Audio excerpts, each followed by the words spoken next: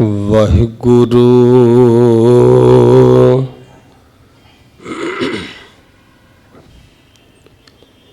ਸਾਹਿਬ JIO.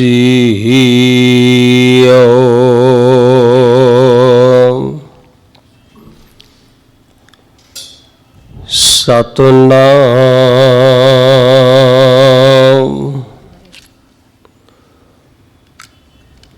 Waheguru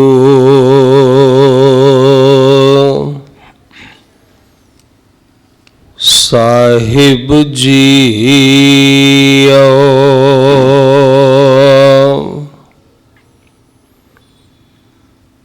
Guru Nanak ਪਦ ਪੰਕਜ ਬੰਦਨਾ,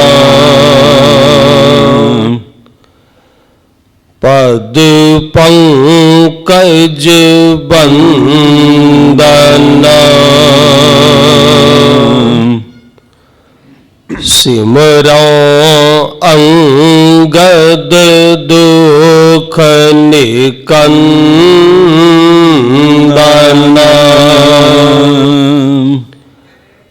ਗੁਰੂ ਅਮਰਦਾਸ ਹਿਰਦੈ ਨਿਤ ਧਿਆਉ, ਹਿਰਦੈ ਨਿਤ ਧਿਆਉ। ਸ੍ਰੀ ਗੁਰੂ ਰਾਮਦਾਸ ਗੁਣ ਗਾਉ,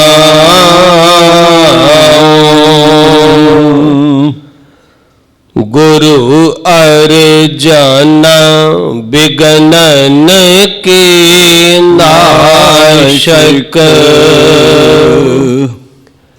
ਬਿਗਨਨ ਕੇ ਨਾਸ਼ਕ। ਸ੍ਰੀ ਹਰਿਗੋਬਿੰਦ ਸ਼ੁਭ ਮਤ ਪ੍ਰਕਾਸ਼ਕ,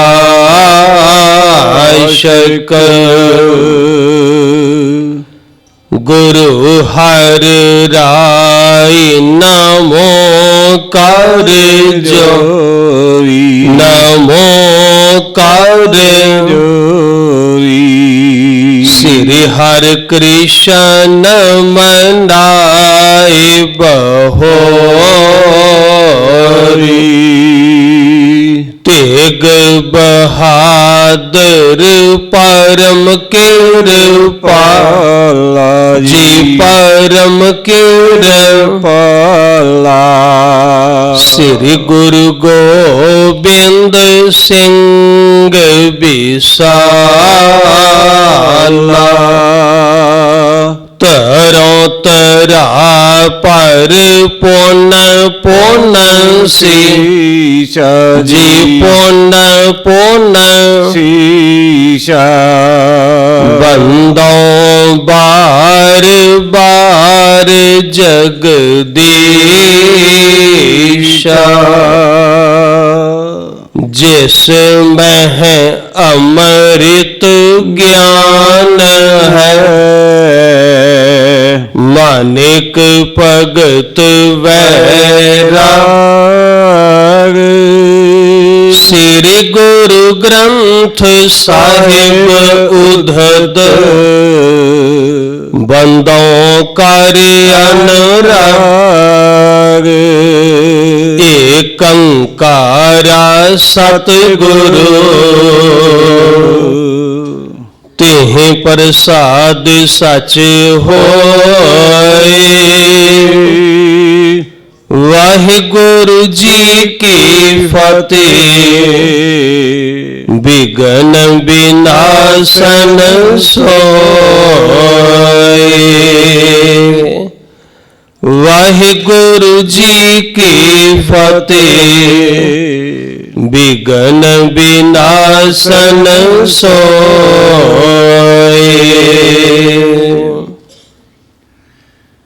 ਇਹ ਰਹਿ ਰਾਸੇ ਕਰੀਮੀ ਚਲੇ, ਸਿੱਖੀ ਤਰੇ ਮਹਾ ਸੁਖ ਮਿਲੇ। ਧਰ ਸ਼ਰਦਾ ਗਾਵੇਂ ਗੁਰਬਾਣੀ, ਪ੍ਰਰਵਦ ਜਿਨ ਹੋਈ ਮਹਾਨੀ। ਇਹ ਰਹਿ ਰਾਸ ਕਿਦੀਮੀ ਚਲੇ ਸਿੱਖੀ ਤਰੇ ਮਾ ਸੁਖ ਮਿਲੇ। ਧਰ ਸ਼ਰਦਾ ਗਾਵੇਂ ਗੁਰਬਾਣੀ ਪਰਾ ਲਬਦ ਜਿਨ ਹੋਏ ਮਾਨੀ। ਪਰਮ ਸਨਮਾਨਯੋਗ ਗੁਰੂ ਕੀ ਸਾਜੀ ਨਿਵਾਜੀ ਸਰਬੱਤ ਸਾਧ ਸੰਗਤ, ਸਤਿਗੁਰੂ ਧੰਨ ਗੁਰੂ ਗ੍ਰੰਥ ਸਾਹਿਬ ਮਹਾਰਾਜ ਸੱਚੇ ਪਾਤਸ਼ਾਹ ਜੀ ਦੀ ਕਿਰਪਾਲਤਾ ਮਿਹਰ ਹੋਈ, ਜੋ ਹਰ ਰੋਜ਼ ਦੀ ਤਰ੍ਹਾਂ ਗੁਰ ਇਤਿਹਾਸ ਦੀ ਚੱਲ ਰਹੀ ਲੜੀਵਾਰ ਵਿਚਾਰ ਨਾਲ ਸਾਂਝ ਪਾ ਕੇ ਮਨੁੱਖਾ ਜ਼ਿੰਦਗੀ ਦੇ ਸਮੇਂ ਨੂੰ ਸਫਲਾ ਬਣਾਉਣ ਦਾ ਯਤਨ ਕਰ ਰਹੇ ਹਾਂ। ਇਤਿਹਾਸ ਦੀ ਚੱਲ ਰਹੀ ਲੜੀਵਾਰ ਵਿਚਾਰ ਵਿੱਚੋਂ ਕੱਲ ਦੇ ਦੀਵਾਨਾਂ ਅੰਦਰ ਅਸੀਂ ਇਹ ਪ੍ਰਸੰਗ ਵਿਚਾਰਿਆ ਸੀ ਕਿ ਗੁਰੂ ਪਾਤਸ਼ਾਹ ਧੰਨ ਗੁਰੂ ਅਮਰਦਾਸ ਜੀ ਮਹਾਰਾਜ ਡੱਲੇ ਨਗਰ ਦੀਆਂ ਸੰਗਤਾਂ ਦਾ ਪਾਰ ਉਤਾਰਾ ਕਰਨ ਲਈ ਇਸ ਨਗਰ ਵਿੱਚ ਪਹੁੰਚੇ ਸਨ, ਜਿੱਥੇ ਬਹੁਤ ਸਾਰੇ ਗੁਰਸਿੱਖਾਂ ਨੇ ਗੁਰੂ ਚਰਨਾਂ ਵਿੱਚ ਬੈਠ ਕਰਕੇ ਗੁਰਸਿੱਖੀ ਦੇ ਵੱਖ-ਵੱਖ ਪਹਿਲੂਆਂ ਦੇ ਬਾਰੇ ਸਤਿਗੁਰੂ ਜੀ ਨੂੰ ਸਵਾਲ ਪੁੱਛੇ ਹਨ। ਧੰਨ ਗੁਰੂ ਅਮਰਦਾਸ ਮਹਾਰਾਜ ਜੀ ਨੇ ਉਹਨਾਂ ਦੇ ਸਵਾਲਾਂ ਦੇ ਜਵਾਬ ਦੇ ਕੇ ਉਹਨਾਂ ਦੇ ਹਿਰਦਿਆਂ ਦੀ ਜਗਿਆਸਾ ਨੂੰ ਸ਼ਾਂਤ ਕੀਤਾ ਹੈ। ਇਸ ਤੋਂ ਬਾਅਦ ਇੱਕ ਦਿਹਾੜੇ ਪੂਰਾ ਨਗਰ ਹੀ ਸਤਿਗੁਰੂ ਦੇ ਚਰਨਾਂ ਵਿੱਚ ਇਕੱਤਰ ਹੋਇਆ।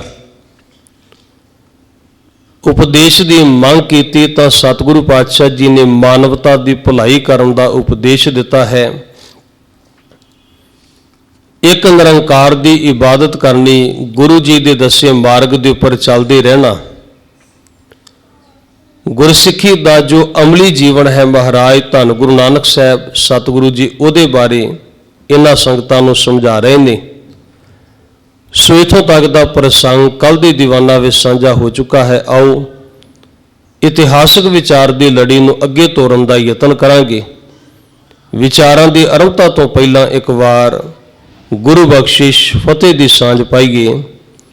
ਵਾਹਿਗੁਰੂ ਜੀ ਕਾ ਖਾਲਸਾ, ਵਾਹਿਗੁਰੂ ਜੀ ਕੀ ਫਤਿਹ। ਇਹ ਰਹਿ ਰਾਸ ਕਿਦੀਮੀ ਚਲੇ। ਸਤਿਗੁਰੂ ਧੰਨ ਗੁਰੂ ਅਮਰਦਾਸ ਮਹਾਰਾਜ ਇਹਨਾਂ ਸੰਗਤਾਂ ਨੂੰ ਸਮਝਾ ਰਹੇ ਨੇ ਕਿ ਇਹ ਜਿਹੜੀ ਮਰਿਆਦਾ ਹੈ ਗੁਰਸਿੱਖੀ ਵਾਲੀ, ਇਹ ਧੰਨ ਗੁਰੂ ਨਾਨਕ ਸਾਹਿਬ ਮਹਾਰਾਜ ਸਤਿਗੁਰੂ ਜੀ ਦੇ ਸਮੇਂ ਤੋਂ ਹੀ ਚੱਲਦੀ ਆ ਰਹੀ ਹੈ। ਸੱਚਾ ਗੁਰਸਿੱਖ ਉਹੀ ਅਖਵਾ ਸਕਦਾ ਹੈ ਜਿਹੜਾ ਗੁਰੂ ਜੀ ਦੇ ਹੁਕਮ ਨੂੰ ਮੰਨਦਾ ਹੋਵੇ, ਸਤਿਗੁਰੂ ਦੇ ਉਪਦੇਸ਼ਾਂ ਨੂੰ ਸਤ ਕਰਕੇ ਜਿਹੜਾ ਸਵੀਕਾਰ ਕਰੇ ਉਹ ਗੁਰੂ ਜੀ ਦਾ ਸੇਵਕ ਹੈ, ਉਹ ਸਤਿਗੁਰੂ ਜੀ ਦਾ ਸਿੱਖ ਹੈ। ਤੇ ਜਿਹੜਾ ਗੁਰੂ ਜੀ ਦੇ ਉਪਦੇਸ਼ਾਂ ਨੂੰ ਮੰਨਣ ਤੋਂ ਇਨਕਾਰੀ ਹੋਵੇ ਉਹਨੂੰ ਬੇਮੁਖ ਮਨਮੁਖ ਸਾਖਤ ਕਿਹਾ ਜਾਏਗਾ, ਉਹ ਗੁਰੂ ਜੀ ਦਾ ਸਿੱਖ ਨਹੀਂ ਹੋ ਸਕੇਗਾ। ਮਹਾਰਾਜ ਗੁਰੂ ਅਮਰਦਾਸ ਜੀ ਨੇ ਖੁਦ ਬਾਣੀ ਵਿੱਚ ਇਸ ਗੱਲ ਦੇ ਉੱਪਰ ਮੋਹਰ ਲਾਈ ਹੈ। ਧੰਨ ਗੁਰੂ ਅਮਰਦਾਸ ਮਹਾਰਾਜ ਜੀ ਨੇ ਫਰਮਾਇਆ, ਜੇ ਕੋ ਸਿੱਖ ਗੁਰੂ ਸੇਤੀ ਸਨਮੁਖ ਹੋਵੇ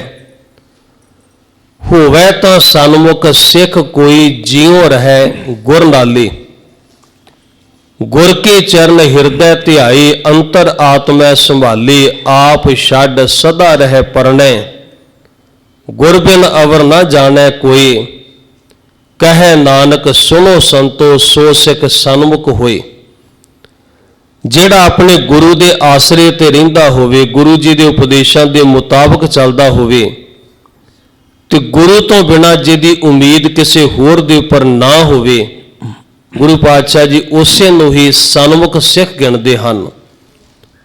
ਸੋ ਸਿੱਖ ਸਖਾ ਬੰਧਪ ਹੈ ਭਾਈ, ਜੇ ਗੁਰ ਕੇ ਭਾਣੇ ਵਿੱਚ ਆਵੇ, ਆਪਣੇ ਭਾਣੇ ਜੋ ਚੱਲੇ ਭਾਈ, ਵਿਛੜ ਚੋਟਾਂ ਖਾਵੇ। ਇਹ ਗੁਰਬਾਣੀ ਵਿੱਚ ਮਹਾਰਾਜ ਜੀ ਦਾ ਉਪਦੇਸ਼ ਹੈ। ਇੱਥੇ ਵੀ ਗੁਰੂ ਅਮਰਦਾਸ ਜੀ ਨੇ ਇਹੀ ਬਚਨ ਸਮਝਾਏ ਕਿ ਹੇ ਗੁਰੂ ਕੇ ਪਿਆਰੇ ਗੁਰਸਿੱਖੋ, ਇਹ ਗੁਰਸਿੱਖੀ ਦੀ ਮਰਿਆਦਾ ਹੈ, ਇਹ ਗੁਰਸਿੱਖੀ ਦਾ ਨਿਯਮ ਹੈ ਕਿ ਗੁਰੂ ਪਾਤਸ਼ਾਹ ਜੀ ਦੇ ਦਿੱਤੇ ਉਪਦੇਸ਼ਾਂ ਨੂੰ ਸੰਗਤ ਸਤ ਕਰਕੇ ਮੰਨਦੀ ਹੈ। ਹਜ਼ੂਰ ਜੀ ਐਸੇ ਵਾਕ ਉਚਾਰਦੇ ਹਨ, ਸਿੱਖੀ ਧਰੇ ਮਹਾ ਸੁਖ ਮਿਲੇ। ਸਿੱਖੀ ਧਰੇ ਮਹਾ ਸੁਖ ਮਿਲੇ। ਧੰਨ ਗੁਰੂ ਅਮਰਦਾਸ ਜੀ ਨੇ ਫਰਮਾਇਆ ਕਿ ਸਿੱਖੀ ਨੂੰ ਧਾਰਨ ਕਰਾਂਗੇ ਤੇ ਮਹਾ ਸੁਖ ਮਿਲੇ। ਦੁਨੀਆ ਦੇ ਸੁੱਖਾਂ ਦੇ ਵਿੱਚੋਂ ਸਭ ਤੋਂ ਵੱਡਾ ਸੁੱਖ, ਇੱਕ ਪਾਸੇ ਸੰਸਾਰ ਦੇ ਸੁੱਖ ਨੇ, ਧਨ ਵਾਲਾ ਸੁੱਖ, ਕਿਸੇ ਪਦਾਰਥ ਕਿਸੇ ਪਦਵੀ ਵਾਲਾ ਸੁੱਖ, ਖਾਣ ਪੀਣ ਦਾ ਸੁੱਖ, ਹੋਰ ਸੰਸਾਰ ਦੀਆਂ ਸਹੂਲਤਾਂ, ਤੇ ਦੂਜੇ ਪਾਸੇ ਵਾਹਿਗੁਰੂ ਜੀ ਦੇ ਪਿਆਰ ਵਾਲਾ ਸੁੱਖ। ਇਹ ਸੁੱਖ ਮਹਾਰਾਜ ਕਹਿਣ ਲੱਗੇ ਸਭ ਤੋਂ ਵੱਡਾ ਹੈ। ਇਹ ਉਦੋਂ ਮਿਲੇਗਾ ਜਦੋਂ ਗੁਰੂ ਦੀ ਕਿਰਪਾ ਦੇ ਪਾਤਰ ਹੋਵਾਂਗੇ। ਹਜ਼ੂਰ ਨੇ ਐਸੇ ਬਚਨ ਉਚਾਰੇ ਹਨ, ਧਰ ਸ਼ਰਦਾ ਗਾਵੇਂ ਗੁਰਬਾਣੀ। ਧਰ ਸ਼ਰਧਾ ਗਾਵਹਿ ਗੁਰਬਾਣੀ। ਗੁਰਸਿੱਖਾਂ ਦਾ ਇਹ ਫਰਜ਼ ਹੈ ਕਿ ਸ਼ਰਧਾ ਧਾਰਨ ਕਰਕੇ, ਸ਼ਰਧਾ ਦਾ ਅਰਥ ਹੈ ਭਰੋਸਾ, ਵਿਸ਼ਵਾਸ, ਗੁਰੂ ਜੀ ਦੇ ਬਚਨਾਂ ਤੇ ਸ਼ਰਧਾ ਬਣਾ ਕੇ, ਭਾਵਨਾ ਬਣਾ ਕੇ, ਪਿਆਰ ਬਣਾ ਕੇ ਗੁਰੂ ਕੀ ਬਾਣੀ ਨੂੰ ਪੜ੍ਹਨ। ਤੇ ਜਦੋਂ ਭਾਵਨਾ ਬਣਾ ਕੇ ਸਤਿਗੁਰੂ ਦੀ ਬਾਣੀ ਨੂੰ ਪੜ੍ਹਾਂਗੇ ਤੇ ਫਿਰ ਗੁਰੂ ਦੀ ਕਿਰਪਾ ਦੇ ਪਾਤਰ ਵੀ ਹੋਵਾਂਗੇ। ਮਹਾਰਾਜ ਜੀ ਨੇ ਬਾਣੀ ਵਿੱਚ ਇਸੇ ਕਰਕੇ ਬਚਨ ਵੀ ਕਹੇ ਸਨ ਕਿ ਆਵੋ ਸਿੱਖ ਸਤਿਗੁਰੂ ਕੇ ਪਿਆਰੇ ਹੋ, ਗਾਵੋ ਸੱਚੀ ਬਾਣੀ। ਬਾਣੀ ਤਾਂ ਗਾਵੋ ਗੁਰੂ ਕੇਰੀ, ਬਾਣੀਆਂ ਸਿਰ ਬਾਣੀ। ਜਿਨ ਕੋ ਨਦਰ ਕਰਮ ਹੋਵੇ ਹਿਰਦੈ ਤਿਨਾ ਸਮਾਣੀ। ਪੀਵੋ ਅੰਮ੍ਰਿਤ ਸਦਾ ਰਹੋ ਹਰ ਰੰਗ, ਜਪਿਓ ਸਾਰੰਗ ਪਾਣੀ। ਕਹੈ ਨਾਨਕ ਸਦਾ ਗਾਵੋ ਇਹ ਸੱਚੀ ਬਾਣੀ। ਧੰਨ ਗੁਰੂ ਅਮਰਦਾਸ ਜੀ ਨੇ ਫਰਮਾਇਆ ਸੱਚੀ ਬਾਣੀ ਨੂੰ ਗਾਉਂਦੇ ਰਹੋ, ਹਮੇਸ਼ਾ ਹੀ ਗਾਉਂਦੇ ਰਹੋ। ਤੇ ਕੋਈ ਵੀ ਗਾ ਸਕਦਾ, ਕੋਈ ਵੀ ਸੁਣ ਸਕਦਾ, ਤੇ ਕੋਈ ਵਿਤਕਰਾ ਨਹੀਂ। ਕੋਈ ਗਾਵੇ ਕੋ ਸੁਣੈ ਹਰ ਨਾਮਾ ਚਿਤ ਲਾਈ। ਕਹੈ ਕਬੀਰ ਸੰਸਾ ਨਹੀਂ ਅੰਤ ਪਰਮ ਗਤ ਪਾਈ। ਇਹਦੇ ਵਿੱਚ ਕੋਈ ਸੰਸਾ ਹੈ ਹੀ ਨਹੀਂ ਕਿ ਜਿਹੜਾ ਮਰਜੀ ਗਾ ਲਏ, ਜਿਹੜਾ ਮਰਜੀ ਸੁਣ ਲਏ, ਗੁਰਬਾਣੀ ਉਹਨੂੰ ਮੁਕਤ ਜ਼ਰੂਰ ਕਰੇਗੀ। ਮਹਾਰਾਜ ਜੀ ਨੇ ਇਸ ਤਰ੍ਹਾਂ ਦੀ ਸਿੱਖਿਆ ਦਿੱਤੀ ਹੈ, ਪਰ ਲਬਦ ਜਿਨ ਹੋਈ ਮਾਨੀ। ਉਹ ਗੁਰਮੁਖ ਪਿਆਰੇ ਜਿਹੜੇ ਰੋਜ਼ ਗੁਰਬਾਣੀ ਪੜ੍ਹਦੇ ਨੇ, ਸੁਣਦੇ ਨੇ, ਸਤਿਗੁਰੂ ਦੀ ਸੰਗਤ ਕਰਦੇ ਨੇ, ਉਹਨਾਂ ਦੀ ਪ੍ਰਾਲਬਧ ਵੀ ਸੋਹਣੀ ਬਣੇਗੀ। ਪ੍ਰਾਲਬਧ ਦਾ ਭਾਵ ਖਜ਼ਾਨਾ ਜਮ੍ਹਾਂ ਹੁੰਦਾ ਜਾਏਗਾ। ਜਿਵੇਂ ਕੋਈ ਰੋਜ਼ ਪੈਸੇ ਜਮ੍ਹਾਂ ਕਰਦਾ ਰਵੇ ਤੇ ਖਜ਼ਾਨਾ ਉਹਦਾ ਵੱਧਦਾ ਜਾਂਦਾ ਹੈ, ਇਵੇਂ ਗੁਰੂ ਕੇ ਪਿਆਰੇ ਰੋਜ਼ ਬਾਣੀ ਪੜ੍ਹਦੇ ਜਾਣ, ਰੋਜ਼ ਸੁਣਦੇ ਜਾਣ, ਰੋਜ਼ ਸੰਗਤ ਕਰਨ, ਉਹਨਾਂ ਦੇ ਕੋਲ ਵੀ ਸਤਿਗੁਰੂ ਦੀ ਬਾਣੀ ਅਤੇ ਸਿੱਖਿਆ ਦਾ ਖਜ਼ਾਨਾ ਵੱਧਦਾ ਜਾਏਗਾ। ਫਿਰ ਉਹਨਾਂ ਤੇ ਕਿਰਪਾ ਹੋਵੇਗੀ। ਆਸ ਉਪਦੇਸ਼ੀ ਸਭਨ ਕੋ ਕਰਕੇ। ਅਸ ਉਪਦੇਸ਼ ਸਭਨ ਕੋ ਕਰਕੇ। ਡੱਲੇ ਨਗਰ ਦੀਆਂ ਸੰਗਤਾਂ ਨੂੰ ਇਸ ਪ੍ਰਕਾਰ ਦਾ ਉਪਦੇਸ਼ ਗੁਰੂ ਪਾਤਸ਼ਾਹ ਜੀ ਨੇ ਦਿੱਤਾ ਹੈ, ਗੁਣ ਸਿੱਖ ਰਾਏ ਅਗੁਣ ਪਰ ਹਰਿ ਕੈ। ਮਹਾਰਾਜ ਸੱਚੇ ਪਾਤਸ਼ਾਹ ਜੀ ਨੇ ਹੁਕਮ ਕੀਤਾ, ਗੁਰੂ ਕੇ ਸਿੱਖੋ ਅਵਗੁਣ ਛੱਡ ਦਿਓ, ਗੁਣਾਂ ਨੂੰ ਧਾਰਨ ਕਰ ਲਓ। ਗੁਰੂ ਦੇ ਉਪਦੇਸ਼ ਤੁਹਾਡੇ ਜੀਵਨ ਵਿੱਚੋਂ ਨਜ਼ਰ ਆਉਣੇ ਚਾਹੀਦੇ ਹਨ। ਮੰਦੇ ਕਰਮਾਂ ਦਾ ਤਿਆਗ ਕਰੋ, ਚੰਗੇ ਕਰਮਾਂ ਨੂੰ ਆਪਣੇ ਜੀਵਨ ਦੇ ਵਿੱਚ ਅਪਣਾ ਲਓ। ਮਹਾਰਾਜ ਗੁਰੂ ਅਮਰਦਾਸ ਸਤਿਗੁਰੂ ਜੀ ਨੇ ਉਪਦੇਸ਼ ਇਹ ਉਚਾਰਨ ਕੀਤਾ, ਸੰਗਤਾਂ ਨੇ ਮਿਲ ਕਰਕੇ ਸੁਣਿਆ ਹੈ। ਗੋਇੰਦ ਵਾਲੇ ਗੁਰੂ ਚਲੇ ਆਏ। ਇਥੋਂ ਦੀਆਂ ਸੰਗਤਾਂ ਨੂੰ ਉਪਦੇਸ਼ ਕਰਕੇ, ਸਿੱਖਿਆ ਦੇ ਕੇ ਤੇ ਮਹਾਰਾਜ ਗੋਇੰਦਵਾਲ ਸਾਹਿਬ ਵਾਪਸ ਆ ਗਏ। ਗੋਇੰਦਵਾਲ ਸਾਹਿਬ ਤੋਂ ਚੱਲੇ ਸਨ। ਇਸ ਇਲਾਕੇ ਦੀਆਂ ਸੰਗਤਾਂ ਨੂੰ ਸਿੱਖਿਆ ਦਿੱਤੀ, ਮਹਾਰਾਜ ਜੀ ਨੇ ਉਪਦੇਸ਼ ਦਿੱਤਾ, ਵਾਪਸ ਗੁਰੂ ਕੀ ਨਗਰੀ ਵਿੱਚ ਆਏ ਹਨ। ਸੇਵਕ ਸੰਗ ਐ ਸਮੁਦਾਏ। ਕਾਫੀ ਸਾਰੇ ਸੇਵਕ ਸਿੱਖ ਸੰਗਤਾਂ ਪਿਆਰ ਵਿੱਚ ਭਿੱਜੀਆਂ ਹੋਈਆਂ ਗੁਰੂ ਜੀ ਦੇ ਨਾਲ ਹੀ ਪਹੁੰਚੀਆਂ ਹਨ। ਭਜਨ ਕੀਰਤਨ ਲਾਗਤ ਰੰਗ। ਭਜਨ ਕੀਰਤਨ ਦਾ ਰੰਗ ਸੰਗਤਾਂ ਦੇ ਉੱਪਰ ਚੜਿਆ ਹੋਇਆ। ਜਿੱਥੇ ਉਪਦੇਸ਼ ਦੇ ਕੇ ਆਏ ਨੇ ਉੱਥੇ ਵੀ, ਤੇ ਇਧਰ ਗੋਇੰਦਵਾਲ ਸਾਹਿਬ ਦੀ ਧਰਤੀ ਤੇ ਵੀ ਸੰਗਤਾਂ ਵਾਹਿਗੁਰੂ ਦੀ ਬੰਦਗੀ ਨਾਲ ਜੁੜੀਆਂ ਨੇ। ਗੁਰੂ ਅਮਰਦਾਸ ਮਹਾਰਾਜ ਜੀ ਦੀ ਕਿਰਪਾ ਹਰ ਜਗ੍ਹਾ ਤੇ ਬਣੀ ਹੋਈ ਹੈ। ਇਸੇ ਕਰਕੇ ਭਾਈ ਸੱਤਾ ਤੇ ਬਲਵੰਡ ਜੀ ਨੇ ਬਚਨ ਕਹੇ ਸਨ ਕਿ ਕਲ ਵਿੱਚ ਧੂ ਅੰਧਾਰ ਸਾ ਚੜਿਆ ਰਹਿ ਭਾਨ। ਇਸ ਕਲਯੁਗੀ ਸੰਸਾਰ ਦੇ ਵਿੱਚ ਚਾਰੇ ਪਾਸੇ ਕੁੱਪ ਹਨੇਰਾ ਸੀ ਤੇ ਗੁਰੂ ਅਮਰਦਾਸ ਮਹਾਰਾਜ ਇੱਕ ਸੂਰਜ ਦੀ ਤਰ੍ਹਾਂ ਸੰਸਾਰ ਵਿੱਚ ਪ੍ਰਗਟ ਹੋਏ। ਧੰਨ ਗੁਰੂ ਅਮਰਦਾਸ ਸੱਚੇ ਪਾਤਸ਼ਾਹ ਜੀ ਮੰਨ ਲਓ ਜਿਵੇਂ ਕੋਈ ਸੂਰਜ ਚੜ੍ਹਿਆ ਹੋਵੇ, ਇਵੇਂ ਸੰਸਾਰ ਨੂੰ ਚਾਨਣ ਦੇਣ ਵਾਸਤੇ ਆਏ ਨੇ। ਤਾਂ ਗੋਇੰਦਵਾਲ ਸਾਹਿਬ ਦੀ ਧਰਤੀ ਤੇ ਸੰਗਤਾਂ ਪਹੁੰਚੀਆਂ। ਉਹਨਾਂ ਸੰਗਤਾਂ ਨੂੰ ਗੁਰਮਤਿ ਕਮਾਉਣ ਦਾ ਉਪਦੇਸ਼ ਦੇ ਕੇ ਗੁਰੂ ਪਾਤਸ਼ਾਹ ਨੇ ਨਿਹਾਲ ਕੀਤਾ ਹੈ। ਹੋਤ ਆਨੰਦੇ ਗੁਰੂ ਕੇ ਸੰਗ, ਹੋਤ ਆਨੰਦ ਗੁਰੂ ਕੇ ਸੰਗ। ਧੰਨ ਗੁਰੂ ਅਮਰਦਾਸ ਮਹਾਰਾਜ ਜੀ ਦੀ ਸੰਗਤ ਵਿੱਚ ਜਿਹੜੇ ਜਿਹੜੇ ਵੀ ਆ ਗਏ ਉਹਨਾਂ ਨੂੰ ਆਨੰਦ ਦੀ ਪ੍ਰਾਪਤੀ ਹੋਈ ਹੈ। ਅੰਮ੍ਰਿਤ ਸਮ ਆਹਾਰ ਨਿਤ ਹੋਵੇ, ਮੰਨ ਲਓ ਜਿਵੇਂ ਅੰਮ੍ਰਿਤ ਉਹਨਾਂ ਨੂੰ ਪ੍ਰਾਪਤ ਹੋ ਗਿਆ ਹੋਵੇ, ਜਿਵੇਂ ਕਿਸੇ ਨੂੰ ਨਾਮ ਅੰਮ੍ਰਿਤ ਦਾ ਭੋਜਨ ਮਿਲ ਗਿਆ ਹੋਵੇ। ਇੱਕ ਪਾਸੇ ਸੰਸਾਰਿਕ ਭੋਜਨ, ਇੱਕ ਪਾਸੇ ਨਾਮ ਦਾ ਭੋਜਨ। ਸਰੀਰ ਨੂੰ ਭੁੱਖ ਲੱਗੀ ਹੋਵੇ ਤੇ ਦੁਨਿਆਵੀ ਭੋਜਨ ਦੇ ਨਾਲ ਸਾਨੂੰ ਰਜੇਵਾਂ ਮਿਲੇਗਾ। ਮਨ ਨੂੰ ਭੁੱਖ ਲੱਗੀ ਹੋਵੇ ਤੇ ਗੁਰਬਾਣੀ ਦਾ ਭੋਜਨ ਚਾਹੀਦਾ ਹੈ। ਤਾਂ ਜਿਹੜੀਆਂ ਜਿਹੜੀਆਂ ਆਤਮਿਕ ਤਲ ਤੇ ਭੁੱਖੀਆਂ ਸੰਗਤਾਂ ਗੁਰੂ ਚਰਨਾਂ ਵਿੱਚ ਆਈਆਂ, ਉਹਨਾਂ ਨੂੰ ਨਾਮ ਬਾਣੀ ਦਾ ਭੋਜਨ ਮਿਲਿਆ ਤੇ ਜਦੋਂ ਗੁਰੂ ਸਾਹਿਬ ਨੇ ਕਿਰਪਾ ਵਰਤਾਤੀ, ਇਹਨਾਂ ਸੰਗਤਾਂ ਨੂੰ ਤ੍ਰਿਪਤੀ ਪ੍ਰਾਪਤ ਹੋਈ ਸੀ। ਦਰਸ਼ਨ ਕਰੈ ਕਲੂਖਨ ਖੋਏ, ਜਿਵੇਂ ਜਿਵੇਂ ਮਹਾਰਾਜ ਜੀ ਦੇ ਦਰਸ਼ਨ ਕਰੀ ਜਾਂਦੇ ਨੇ ਉਹਨਾਂ ਦੇ ਪਾਪਾਂ ਦਾ ਨਾਸ਼ ਹੋਈ ਜਾ ਰਿਹਾ। ਜਿਵੇਂ ਜਿਵੇਂ ਧੰਨ ਗੁਰੂ ਅਮਰਦਾਸ ਮਹਾਰਾਜ ਜੀ ਦੀ ਸਿੱਖਿਆ ਉਹਨਾਂ ਦੇ ਹਿਰਦੇ ਵਿੱਚ ਵਸਦੀ ਹੈ, ਧੰਨ ਗੁਰੂ ਅਮਰਦਾਸ ਜੀ ਦਾ ਉਪਦੇਸ਼ ਆਪਣੇ ਚਿੱਤ ਵਿੱਚ ਵਸਾ ਰਹੇ ਨੇ, ਉਹਨਾਂ ਦੇ ਮਨਾਂ ਦੀ ਮੈਲ ਉਤਰਦੀ ਜਾ ਰਹੀ ਹੈ ਤੇ ਇਹਨਾਂ ਦਾ ਜੀਵਨ ਪਵਿੱਤਰ ਹੋਇਆ ਸੀ। ਆਏ ਸ਼ਰਨ ਤਿਸ ਕਰੈ ਉਧਾਰੇ, ਜਿਹੜਾ ਵੀ ਸ਼ਰਨ ਵਿੱਚ ਆ ਗਿਆ ਮਹਾਰਾਜ ਜੀ ਨੇ ਉਧਾਰ ਕਰ ਦਿੱਤਾ। ਜਿਹੜਾ ਵੀ ਮਨ ਦੇ ਤਲ ਤੇ ਸ਼ਰਨ ਦੇ ਵਿੱਚ ਆਇਆ, ਬਲਕਿ ਇੰਜ ਕਹਿ ਲਈਏ ਕਿ ਜਿਨਨੇ ਗੁਰੂ ਜੀ ਦੀ ਸ਼ਰਨ ਵਿੱਚ ਆਉਣਾ ਪ੍ਰਵਾਨ ਕਰ ਲਿਆ, ਜਿਹਨੇ ਬੇਨਤੀ ਕੀਤੀ ਮਹਾਰਾਜ ਮੈਂ ਤੁਹਾਡੀ ਸ਼ਰਨ ਵਿੱਚ ਆਇਆ ਹਾਂ, ਤਾਂ ਮੈਂ ਆਇਆ, ਸ਼ਰਣੀ ਆਇਆ, ਭਰੋਸਾ ਆਇਆ, ਕਿਰਪਾ ਆਇਆ। ਮਹਾਰਾਜ ਭਰੋਸੇ ਨਾਲ ਆਇਆ ਤੇ ਤੁਹਾਡੀ ਕਿਰਪਾ ਲੈਣ ਵਾਸਤੇ ਪਹੁੰਚਿਆ ਹਾਂ। ਰਾਖ ਪਿਤਾ ਭਰਾ ਮੇਰੇ, ਮੋਹਿ ਨਿਰਗੁਣ ਸਭ ਗੁਣ ਤੇਰੇ, ਪੰਚ ਵਿਖਾਦੀ ਏਕ ਗਰੀਬਾ, ਰਾਖੋ ਰਾਖਨ ਹਾਰੇ, ਖੇਦ ਕਰੇ ਅਰ ਬਹੁਤ ਸੰਤਾਵੇਂ, ਆਇਓ ਸ਼ਰਨ ਤੁਹਾਰੇ। ਇਹ ਬੇਨਤੀ ਕਰ ਰਹੀਆਂ ਨੇ ਸੰਗਤਾਂ, ਮਹਾਰਾਜ ਸਾਨੂੰ ਬਚਾਓ, ਇਹ ਵਿਸ਼ੇ ਵਿਕਾਰ ਸਾਡੇ ਤੇ ਹਾਵੀ ਨਾ ਹੋ ਜਾਣ, ਸਾਨੂੰ ਆਪਣੇ ਚਰਨਾਂ ਦੇ ਵਿੱਚ ਥਾਂ ਬਖਸ਼ਿਸ਼ ਕਰੋ। ਸੰਗਤ ਇਵੇਂ ਦੀ ਬੇਨਤੀ ਕਰਦੀ ਹੈ। ਉਪਦੇਛੈ ਸਤਨਾਮ ਸੁਖਾਰੇ, ਸੰਗਤ ਵੱਲੋਂ ਪਿਆਰ ਭਰੀਆਂ ਬੇਨਤੀਆਂ ਸੁਣ ਕੇ ਗੁਰੂ ਅਮਰਦਾਸ ਜੀ ਉਹਨਾਂ ਨੂੰ ਉਪਦੇਸ਼ ਦਿੰਦੇ ਨੇ। ਜਦੋਂ ਕੋਈ ਇੰਨੇ ਪਿਆਰ ਨਾਲ ਬੇਨਤੀ ਕਰਦੇ, ਮਹਾਰਾਜ ਕਿਰਪਾ ਕਰੋ, ਮਹਾਰਾਜ ਆਪਣੇ ਚਰਨਾਂ ਵਿੱਚ ਥਾਂ ਬਖਸ਼ਿਸ਼ ਕਰੋ। ਹੇ ਗੁਰੂ ਅਮਰਦਾਸ ਸਤਿਗੁਰੂ ਜੀ ਨਾਮ ਦੀਆਂ ਦਾਤਾਂ ਬਖਸ਼ਿਸ਼ ਕਰੋ, ਸਤ ਸੰਗਤ ਦੀ ਦਾਤ ਦਿਓ, ਦਰਸ਼ਨਾਂ ਦੀ ਦਾਤ ਦਿਓ। ਤੇ ਗੁਰੂ ਜੀ ਸੰਗਤ ਦੀਆਂ ਪਿਆਰ ਭਰੀਆਂ ਬੇਨਤੀਆਂ ਨੂੰ ਸਵੀਕਾਰ ਕਰਕੇ ਇਹ ਦਾਤਾਂ ਉਹਨਾਂ ਦੀ ਝੋਲੀ ਵਿੱਚ ਪਾਉਂਦੇ ਹਨ।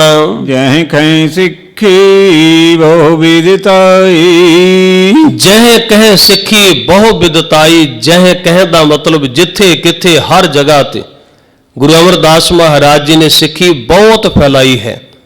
ਧੰਨ ਗੁਰੂ ਅਮਰਦਾਸ ਸਤਿਗੁਰੂ ਤਕਰੀਬਨ 22 ਵਰੇ 22 ਸਾਲ ਗੁਰਤਾ ਗੱਦੀ ਤੇ ਬਿਰਾਜਮਾਨ ਰਹੇ ਨੇ ਤੇ ਇੰਨਾ ਸਮਾਂ ਸੱਚੇ ਪਾਤਸ਼ਾਹ ਜੀ ਮਾਨਵਤਾ ਦਾ ਭਲਾ ਸੰਸਾਰ ਦੇ ਵਿੱਚ ਕਰਦੇ ਰਹੇ ਨੇ। ਨਾਮ ਬਾਣੀ ਗੁਰਮਤਿ ਦਾ ਪ੍ਰਚਾਰ ਉਹਨਾਂ ਨੇ ਇਸ ਸੰਸਾਰ ਵਿੱਚ ਕੀਤਾ ਸੀ। ਕਹਿਨ ਸਿੱਖਨ ਤੇ ਗੁਰਮਤਿ ਪਾਈ, ਗੁਰੂ ਅਮਰਦਾਸ ਮਹਾਰਾਜ ਸੱਚੇ ਪਾਤਸ਼ਾਹ ਕੋਲੋਂ ਸਿੱਖਾਂ ਨੇ ਗੁਰੂ ਦੀ ਮੱਤ ਲੈ ਕੇ ਆਪਣਾ ਜੀਵਨ ਸਫਲਾ ਕੀਤਾ ਹੈ। ਕੋ ਗੁਰਮੁਖ ਤੇ ਸੁਣ ਉਪਦੇਸ਼, ਕੋਈ ਗੁਰਸਿੱਖ ਮਹਾਰਾਜ ਜੀ ਦੇ ਕੋਲ ਆਪ ਆ ਕੇ ਉਪਦੇਸ਼ ਪ੍ਰਾਪਤ ਕਰ ਰਹੇ ਤੇ ਕੋਈ ਐਸਾ ਹੈ ਜਿਹੜਾ ਵਿਚਾਰਾ ਆਪ ਤੇ ਚੱਲ ਕੇ ਨਹੀਂ ਆ ਸਕਿਆ ਹੈ, ਪਰ ਉਹਨੇ ਦੂਜੇ ਕਮਾਈ ਵਾਲੇ ਗੁਰਸਿੱਖਾਂ ਦੇ ਕੋਲੋਂ ਉਪਦੇਸ਼ ਪ੍ਰਾਪਤ ਕਰ ਲਿਆ। ਇਸ ਤਰ੍ਹਾਂ ਧੰਨ ਗੁਰੂ ਅਮਰਦਾਸ ਸੱਚੇ ਪਾਤਸ਼ਾਹ ਜੀ ਦੀ ਮਿਹਰ ਹਰ ਪਾਸੇ ਫੈਲ ਰਹੀ ਹੈ। ਕੋਈ ਆਪ ਆ ਕੇ ਸਿੱਖਿਆ ਲੈ ਰਿਹਾ ਹੈ ਤੇ ਕੋਈ ਬਾਕੀ ਗੁਰਮੁਖ ਪਿਆਰਿਆਂ ਦੀ ਸੰਗਤ ਵਿੱਚ ਬਹਿ ਕੇ ਆਪਣਾ ਜੀਵਨ ਸਫਲਾ ਕਰਦਾ ਹੈ। ਮਿਟੇ ਬੰਧਨ ਕਸ਼ਟ ਅਸ਼ੇਸ਼, ਧੰਨ ਗੁਰੂ ਅਮਰਦਾਸ ਸਤਿਗੁਰੂ ਜੀ ਲੋਕਾਂ ਦੇ ਬੰਧਨਾਂ ਨੂੰ ਕੱਟਦੇ ਨੇ, ਪਾਪਾਂ ਦਾ ਨਾਸ਼ ਕਰਦੇ ਨੇ, ਮਨਾਂ ਵਿੱਚ ਭਜਨ ਬੰਦਗੀ ਦਾ ਪ੍ਰਕਾਸ਼ ਕਰਦੇ ਨੇ, ਸੰਗਤ ਦਾ ਜੀਵਨ ਸਫਲਾ ਕਰਦੇ ਹਨ। ਭਾਵਨ ਚੰਦਨ ਕੀ ਸਮ ਹੋਏ, ਗੁਰੂ ਅਮਰਦਾਸ ਸਤਿਗੁਰੂ ਜੀ ਤੇ ਮਾਨੋ ਜਿਵੇਂ 52 ਚੰਦਨ ਦੀ ਤਰ੍ਹਾਂ ਹਨ, ਕਿਉਂਕਿ ਚੰਦਨ ਦਾ ਇਹ ਗੁਣ ਮਿਥਿਆ ਗਿਆ ਹੈ, ਮੰਨਿਆ ਗਿਆ ਹੈ ਕਿ ਚੰਦਨ ਚਾਰੇ ਪਾਸੇ ਸੁਗੰਧੀ ਫੈਲਾ ਦਿੰਦਾ ਹੈ। ਚੰਦਨ ਦੇ ਕੋਲ ਜਿਹੜਾ ਵੀ ਆਵੇ ਉਹ ਚੰਦਨ ਵਰਗਾ ਹੋ ਜਾਂਦਾ ਹੈ। ਕਬੀਰ ਚੰਦਨ ਕਾ ਬਿਰਵਾ ਭਲਾ, ਬੇੜਿਓ ਢਾਕ ਪਲਾਸ, ओए भी चंदन होए रहे बसे जो चंदन पास। चंदन के बूटे के नेड़े रहने वालियां वस्तुओं विचों भी सुगंधी आउण लग पैंदी है। पर गुरु साहब जी ने नाल अगला वचन भी बाणी में समझा दिता है कि एक बूटा वांस का ऐसा है जिहड़ा चंदन के कोल रह के भी सुगंधी नहीं लै सकता है। उहदे विच विचारे विच अवगुण है, भावें वांस के जिन्ना मर्जी नेड़े होवे उहदे विचों कदे भी सुगंधी नहीं आएगी। कबीर बांस बढ़ाई बूढ़िया यूं मत डूबो कोए, चंदन कै निकटै बसै बांस सुगंध ना होए। चंदन दे नेड़े वसन दे बावजूद भी वांस दे विचों सुगंधी ना आ सकी।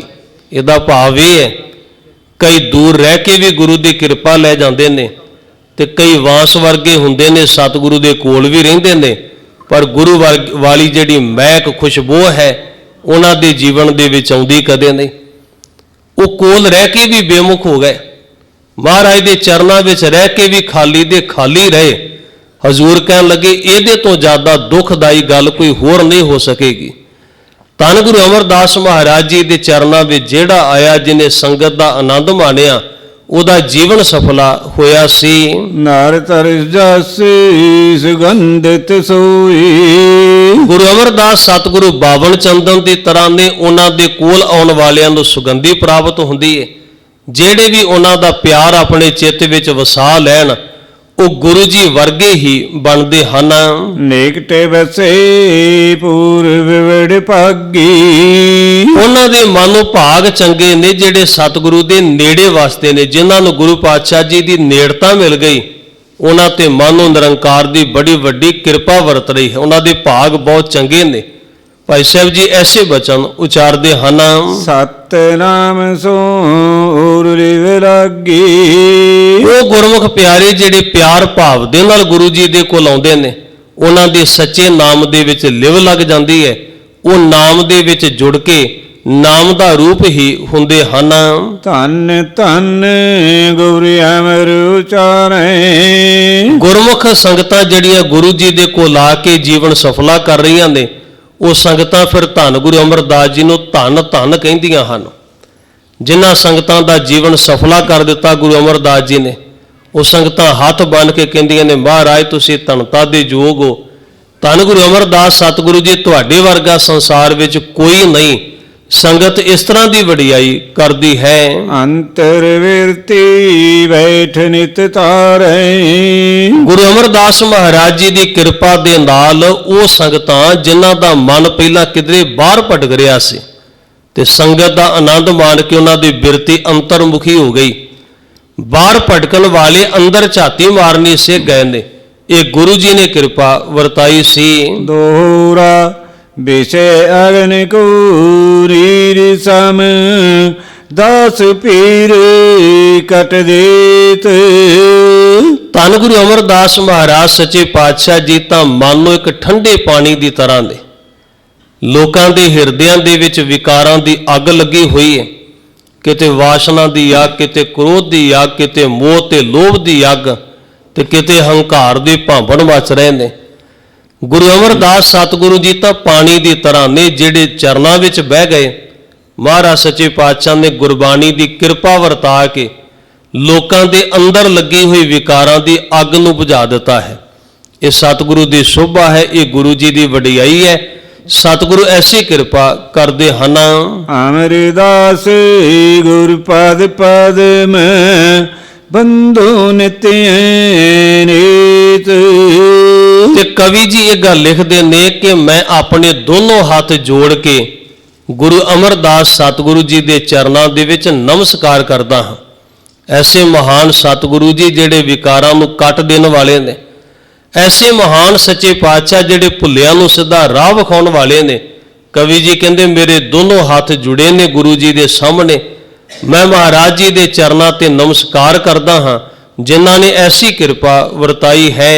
चौपाई ਸੰਮਤ ਸ਼ਤ ਦਸੇ ਪੰਚੇ ਗਾਸੀ। ਭਾਈ ਸਾਹਿਬ ਜੀ ਹੁਣ ਧੰਨ ਗੁਰੂ ਅਮਰਦਾਸ ਸਤਿਗੁਰੂ ਜੀ ਦੇ ਜੀਵਨ ਦਾ ਜ਼ਿਕਰ ਕਰਦਿਆਂ ਨਾਲ ਗੁਰੂ ਰਾਮਦਾਸ ਮਹਾਰਾਜ ਜੀ ਦਾ ਜ਼ਿਕਰ ਵੀ ਇੱਥੇ ਆਰੰਭ ਕਰ ਰਹੇ ਨੇ, ਕਿਉਂਕਿ ਗੁਰੂ ਅਮਰਦਾਸ ਸਤਿਗੁਰੂ ਜੀ ਦੇ ਜੀਵਨ ਦੀਆਂ ਪ੍ਰਮੁੱਖ ਜਿਹੜੀਆਂ ਘਟਨਾਵਾਂ ਨੇ ਉਹਨਾਂ ਦਾ ਹੁਣ ਇੱਥੇ ਜ਼ਿਕਰ ਹੋ ਚੁੱਕਾ ਹੈ।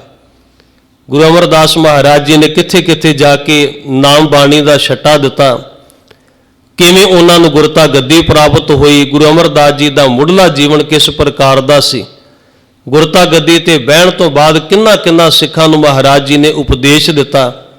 ਇਹ ਤੀਸਰੇ ਪਾਤਸ਼ਾਹ ਦੇ ਜੀਵਨ ਦੀਆਂ ਘਟਨਾਵਾਂ ਹੁਣ ਤੱਕ ਆ ਚੁੱਕੀਆਂ ਹਨ। ਹੁਣ ਭਾਈ ਸਾਹਿਬ ਜੀ ਨੇ ਕਿਉਂਕਿ ਅੱਗੋਂ ਧੰਨ ਗੁਰੂ ਰਾਮਦਾਸ ਸਤਿਗੁਰੂ ਜੀ ਦੇ ਗੁਰਤਾ ਗੱਦੀ ਤੇ ਬੈਠਣ ਦਾ ਵੀ ਜ਼ਿਕਰ ਕਰਨਾ ਹੈ, ਇਸ ਕਾਰਨ ਕਰਕੇ ਗੁਰੂ ਰਾਮਦਾਸ ਸਤਿਗੁਰੂ ਜੀ ਦਾ ਆਰੰਭਕ ਜੀਵਨ ਇੱਥੇ ਦੇਣਾ ਬੜਾ ਜ਼ਰੂਰੀ ਹੈ, ਕਿਉਂਕਿ ਬਾਅਦ ਵਿੱਚ ਅੱਗੇ ਜ਼ਿਕਰ ਚੱਲੇਗਾ ਕਿਵੇਂ ਗੁਰੂ ਰਾਮਦਾਸ ਜੀ ਸ਼ਰਨ ਵਿੱਚ ਆਏ, ਕਿਵੇਂ ਗੁਰੂ ਰਾਮਦਾਸ ਜੀ ਨੇ ਸ਼ਰਨ ਵਿੱਚ ਆ ਕੇ ਗੁਰਸਿੱਖੀ ਜੀਵਨ ਕਮਾਇਆ, ਤੇ ਗੁਰੂ ਅਮਰਦਾਸ ਮਹਾਰਾਜ ਜੀ ਨੇ ਕਿਵੇਂ ਉਹਨਾਂ ਤੇ ਮਹਾਨ ਕਿਰਪਾ ਵਰਤਾਈ, ਤਾਂ ਹੀ ਉਹ ਸਭ ਕੁਝ ਜ਼ਿਕਰ ਆਏਗਾ। ਤੇ ਗੁਰੂ ਅਮਰਦਾਸ ਮਹਾਰਾਜ ਜੀ ਨੇ ਜੋਤੀ ਜੋਤ ਸਮਾਉਣ ਤੋਂ ਪਹਿਲਾਂ ਗੁਰੂ ਰਾਮਦਾਸ ਜੀ ਨੂੰ ਗੁਰਤਾ ਗੱਦੀ ਦੀ ਦਾਤ ਦਿੱਤੀ। ਇਹ ਸਾਰਾ ਜ਼ਿਕਰ ਆਉਣਾ ਹੈ ਅੱਗੇ ਚੱਲ ਕੇ, ਪਰ ਆਰੰਭਤਾ ਦੇ ਵਿੱਚ ਗੁਰੂ ਰਾਮਦਾਸ ਸਤਿਗੁਰੂ ਜੀ ਦਾ ਜਿਹੜਾ ਆਰੰਭਕ ਜੀਵਨ, ਜਿਹੜਾ ਮੁੱਢਲਾ ਜੀਵਨ ਆਪਾਂ ਕਹਿ ਸਕਦੇ ਹਾਂ, ਇੱਥੇ ਭਾਈ ਸਾਹਿਬ ਜੀ ਉਹਦੀ ਸ਼ੁਰੂਆਤ ਕਰ ਰਹੇ ਨੇ। ਆਪ ਜੀ ਨੇ ਸੰਮਤ ਦਾ ਜ਼ਿਕਰ ਕੀਤਾ ਹੈ। ਆਪਾਂ ਸੌਖੇ ਸ਼ਬਦਾਂ ਵਿੱਚ ਸਮਝ ਲਈਏ, ਈਸਵੀ ਸਨ 1534 ਨੂੰ ਗੁਰੂ ਰਾਮਦਾਸ ਮਹਾਰਾਜ ਜੀ ਦਾ ਪ੍ਰਕਾਸ਼ ਲਾਹੌਰ ਦੀ ਧਰਤੀ ਤੇ ਹੋਇਆ ਸੀ। ਮੁੱਢਲਾ ਜੀਵਨ ਗੁਰੂ ਰਾਮਦਾਸ ਮਹਾਰਾਜ ਜੀ ਦਾ, ਔਰ ਇੰਨਾ ਕੁ ਪਤਾ ਤਕਰੀਬਨ ਸਾਨੂੰ ਸਾਰਿਆਂ ਨੂੰ ਹੋਣਾ ਚਾਹੀਦਾ ਹੈ, ਜਿਹੜੇ ਅਸੀਂ ਮਹਾਰਾਜ ਜੀ ਨੂੰ ਆਪਣਾ ਗੁਰੂ ਸਵੀਕਾਰਨੇ ਆ ਤੇ ਮੱਥਾ ਟੇਕਨੇ ਆ ਸਤਿਗੁਰੂ ਦੇ ਚਰਨਾਂ ਤੇ। ਚਲੋ ਬਹੁਤ ਜ਼ਿਆਦਾ ਗਹਿਰਾ ਤਾਂ ਇਤਿਹਾਸ ਬਾਰੇ ਨਹੀਂ ਵੀ ਭਾਵੇਂ ਪਤਾ ਹੋਵੇ, ਪਰ ਮੇਨ ਪ੍ਰਮੁੱਖ ਜਿਹੜੀ ਜਾਣਕਾਰੀ ਹੈ ਆਪਣੇ ਗੁਰੂ ਸਾਹਿਬਾਨ ਦੇ ਬਾਰੇ ਸਾਨੂੰ ਜ਼ਰੂਰ ਹੋਣੀ ਚਾਹੀਦੀ ਹੈ। ਅੱਜ ਬਦਕਿਸਮਤੀ ਹੈ ਸਾਡੇ ਸਮਾਜ ਦੀ, ਕਹਿ ਲਓ, ਜਿਹੜੇ ਗੁਰੂ ਸਾਹਿਬਾਨ ਜੀ ਨੇ ਇੰਨੀ ਵੱਡੀ ਕਿਰਪਾ ਸਾਡੇ ਤੇ ਵਰਤਾਈ, ਉਹਨਾਂ ਗੁਰੂ ਸਾਹਿਬਾਨ ਦਾ ਤੇ ਸਾਡੇ ਵਿੱਚੋਂ ਬਹੁਤਿਆਂ ਨੂੰ ਪਤਾ ਵੀ ਨਹੀਂ, ਤੇ ਜਿਨ੍ਹਾਂ ਨੇ ਕੀਤਾ ਵੀ ਕੱਖ ਨਹੀਂ ਸੰਸਾਰ ਵਾਸਤੇ, ਉਹਨਾਂ ਬਾਰੇ ਬੜਾ ਕੁਝ ਪਤਾ ਹੈ। ਜਿਹੜੇ ਸਾਡੇ ਅਸਲ ਨਾਇਕ ਨੇ, ਨਾਇਕ ਦਾ ਅਰਥ ਹੁੰਦਾ ਹੈ ਸਾਡੇ ਸਮਾਜ ਦੀ ਪਹਿਚਾਨ, ਜਿਨ੍ਹਾਂ ਵੱਲ ਵੇਖ ਕੇ ਅਸੀਂ ਸਾਰਿਆਂ ਨੇ ਕੁਝ ਨਾ ਕੁਝ ਸਿੱਖਣਾ ਹੈ। ਵੈਸੇ ਤਾਂ ਫਿਲਮਾਂ ਸੀਰੀਅਲਾਂ 'ਚ ਕੰਮ ਕਰਨ ਵਾਲਿਆਂ ਨੂੰ ਕਿਹਾ ਜਾਂਦਾ ਵੀ ਫਲਾਨੀ ਫਿਲਮ ਦਾ ਫਲਾਣਾ ਨਾਇਕ ਹੈ, ਔਰ ਸਾਡੇ ਲੋਕ ਉਹਨਾਂ ਨੂੰ ਹੀ ਆਪਣਾ ਰੋਲ ਮਾਡਲ ਮੰਨ ਕੇ ਬਹਿ ਗਏ ਨੇ। ਇਹ ਬਦਕਿਸਮਤੀ ਆਪਾਂ ਕਹਿ ਸਕਦੇ ਹਾਂ। ਸਾਡਾ ਰੋਲ ਮਾਡਲ ਤਾਂ ਸਾਡੇ ਗੁਰੂ ਸਾਹਿਬਾਨ ਜੀ ਹਨ, ਅਸੀਂ ਅਗਵਾਈ ਉਹਨਾਂ ਦੇ ਕੋਲੋਂ ਲੈਣੀ ਹੈ। ਸਾਡੀ ਜ਼ਿੰਦਗੀ ਦੇ ਨਾਇਕ ਕੌਣ ਨੇ? ਜੇ ਤਾਂ ਗੁਰੂ ਨਾਨਕ ਸਾਹਿਬ ਮਹਾਰਾਜ ਜੀ ਨੂੰ ਨਾਇਕ ਮੰਨਾਂਗੇ ਤੇ ਫਿਰ ਅਸੀਂ ਉਹਨਾਂ ਵਰਗੇ ਬਣਨ ਦਾ ਯਤਨ ਕਰਾਂਗੇ। ਜੇ ਅਸੀਂ ਨਾਇਕ ਧੰਨ ਗੁਰੂ ਅਰਜਨ ਸਾਹਿਬ ਨੂੰ ਮੰਨਾਂਗੇ, ਧੰਨ ਗੁਰੂ ਕਲਗੀਧਰ ਮਹਾਰਾਜ ਜੀ ਨੂੰ ਮੰਨਾਂਗੇ, ਤੇ ਅਸੀਂ ਉਹਨਾਂ ਵਰਗੇ ਹੋਣ ਦਾ ਯਤਨ ਕਰਾਂਗੇ। ਪਰ ਇਹ ਹੁਣ ਮਾੜੀ ਕਿਸਮਤ ਕਹਿ ਲਓ, ਅਸੀਂ ਨਾਇਕ ਮੰਨ ਲਿਆ ਉਹਨਾਂ ਲੋਕਾਂ ਨੂੰ ਜਿਹੜੇ ਮੰਦੇ ਕੰਮ ਕਰਨ ਵਾਲੇ ਨੇ, ਕੇਸ ਕਤਲ ਕਰਵਾਉਣ ਵਾਲੇ, ਸ਼ਰਾਬਾਂ ਪੀਣ ਵਾਲੇ, ਨਸ਼ੇ ਕਰਨ ਵਾਲੇ, ਤੰਬਾਕੂ ਨੋਸ਼ੀ ਕਰਨ ਵਾਲੇ। ਸਾਡੇ ਲੋਕਾਂ ਨੇ ਉਹਨਾਂ ਨੂੰ ਆਪਣਾ ਨਾਇਕ ਮੰਨ ਲਿਆ, ਇਸੇ ਕਰਕੇ ਉਹਨਾਂ ਵਰਗੇ ਹੋ ਰਹੇ ਨੇ। ਜਿਹਨੂੰ ਕੋਈ ਬੰਦਾ ਆਪਣਾ ਨਾਇਕ ਸਵੀਕਾਰੇਗਾ, ਉਹਦੇ ਵਰਗਾ ਹੀ ਬਣਨ ਦਾ ਯਤਨ ਕਰੇਗਾ ਨਾ। ਬਹੁਤੀ ਨੌਜਵਾਨ ਪੀੜ੍ਹੀ ਨੇ ਨਾਇਕ ਹੀ ਉਹਨਾਂ ਲੋਕਾਂ ਨੂੰ ਮੰਨ ਲਿਆ, ਇਸੇ ਕਰਕੇ ਕੇਸ ਵੀ ਕਤਲ ਕਰਵਾ ਦਿੱਤੇ, ਦਾੜਾ ਵੀ ਚੰਗਾ ਨਹੀਂ ਲੱਗਦਾ, ਦਸਤਾਰ ਚੰਗੀ ਨਹੀਂ ਲੱਗਦੀ, ਗੁਰਬਾਣੀ ਚੰਗੀ ਨਹੀਂ ਲੱਗਦੀ, ਮੰਦੇ ਗੀਤ ਚੰਗੇ ਲੱਗਣ ਲੱਗ ਗਏ। ਜਦ ਅਸੀਂ ਆਪਣਾ ਰੋਲ ਮਾਡਲ ਹੀ ਚੇਂਜ ਕਰ ਲਿਆ ਤੇ ਅਸੀਂ ਫਿਰ ਉਹਨਾਂ ਵਰਗੇ ਬਣਾਂਗੇ ਜਿਹੜੇ ਸਾਨੂੰ ਚੰਗੇ ਲੱਗਦੇ ਨੇ। ਜੇ ਗੁਰੂ ਸਾਹਿਬਾਨ ਚੰਗੇ ਲੱਗਣਗੇ ਤੇ ਗੁਰੂ ਸਾਹਿਬਾਨ ਵਰਗੇ ਬਣਨ ਦਾ ਯਤਨ ਕਰਾਂਗੇ, ਪਰ ਉਹਨਾਂ ਵਰਗੇ ਬਣਨ ਲਈ ਉਹਨਾਂ ਬਾਰੇ ਕੁਝ ਨਾ ਕੋਈ ਤੇ ਸਾਨੂੰ ਪਤਾ ਹੋਣਾ ਚਾਹੀਦਾ, ਕੁਝ ਨਾ ਕੋਈ ਤੇ ਜਾਣਨ ਦੀ ਇੱਛਾ ਹੋਣੀ ਚਾਹੀਦੀ। ਮੇਰੇ ਧੰਨ ਗੁਰੂ ਨਾਨਕ ਸਾਹਿਬ ਜੀ ਕੌਣ ਸਨ? ਉਹਨਾਂ ਕਿੰਨੀ ਬਾਣੀ ਉਚਾਰਨ ਕੀਤੀ। ਗੁਰੂ ਨਾਨਕ ਸਾਹਿਬ ਸਤਿਗੁਰੂ ਜੀ ਦਾ ਅੱਗੋਂ ਪ੍ਰਕਾਸ਼ ਪੁਰਬ ਆ ਰਿਹਾ, ਨਗਰ ਕੀਰਤਨ ਕੱਢੇ ਜਾਣਗੇ ਸਭ ਨਗਰਾਂ ਸ਼ਹਿਰਾਂ ਦੇ ਵਿੱਚ, ਪ੍ਰਭਾਤ ਫੇਰੀਆਂ ਹੋਣਗੀਆਂ, ਵੱਡੇ ਵੱਡੇ ਗੁਰਮਤਿ ਸਮਾਗਮ ਹੋਣਗੇ, ਪਰ ਸਾਰੇ ਸਮਾਗਮਾਤ ਫੇਰੀਆਂ 'ਚ ਵੀ ਹਿੱਸਾ ਲਿਆ, ਨਗਰ ਕੀਰਤਨ ਵਿੱਚ ਵੀ ਹਿੱਸਾ ਲਿਆ, ਸਮਾਗਮਾਂ ਵਿੱਚ ਵੀ ਹਿੱਸਾ ਲਿਆ। ਆ ਥੋੜਾ ਜਿਹਾ ਇੰਨਾ ਕੋਈ ਦੱਸਦੇ ਵੀ ਗੁਰੂ ਨਾਨਕ ਸਾਹਿਬ ਮਹਾਰਾਜ ਦੀ ਬਾਣੀ ਕਿੰਨੀ ਹੈ। ਗੁਰੂ ਨਾਨਕ ਸਾਹਿਬ ਮਹਾਰਾਜ ਜੀ ਦੀ ਰਸਨਾ ਤੋਂ ਉਚਾਰੀਆਂ ਹੋਈਆਂ ਕੋਈ 5-7 ਬਾਣੀਆਂ ਦੇ ਨਾਮ ਹੀ ਦੱਸਦੇ, ਕੋਈ 2-4 ਜ਼ਬਾਨੀ ਸ਼ਬਦ ਹੀ ਕੰਠ ਹੋਣ ਉਹੀ ਸੁਣਾ ਦੇ। ਜਵਾਬ ਫਿਰ ਇਹੀ ਹੋਏਗਾ ਵੀ ਸਾਨੂੰ ਇਹਦੇ ਬਾਰੇ ਤੇ ਕੁਝ ਨਹੀਂ ਪਤਾ, ਪਰ ਹਾਂ ਇੰਨਾ ਪਤਾ ਹੈ ਵੀ ਸਤਿਗੁਰੂ ਨਾਨਕ ਪ੍ਰਗਟਿਆ, ਮਿਟੀ ਧੁੰਦ ਜਗ ਚਾਨਣ ਹੋਆ। ਹੁਣ ਕਿਹੜੀ ਧੁੰਦ ਮਿਟੀ, ਕਿਹੜਾ ਚਾਨਣ ਹੋਇਆ, ਉਹਦੇ ਬਾਰੇ ਵੀ ਤੇ ਕੁਝ ਪਤਾ ਹੋਵੇ।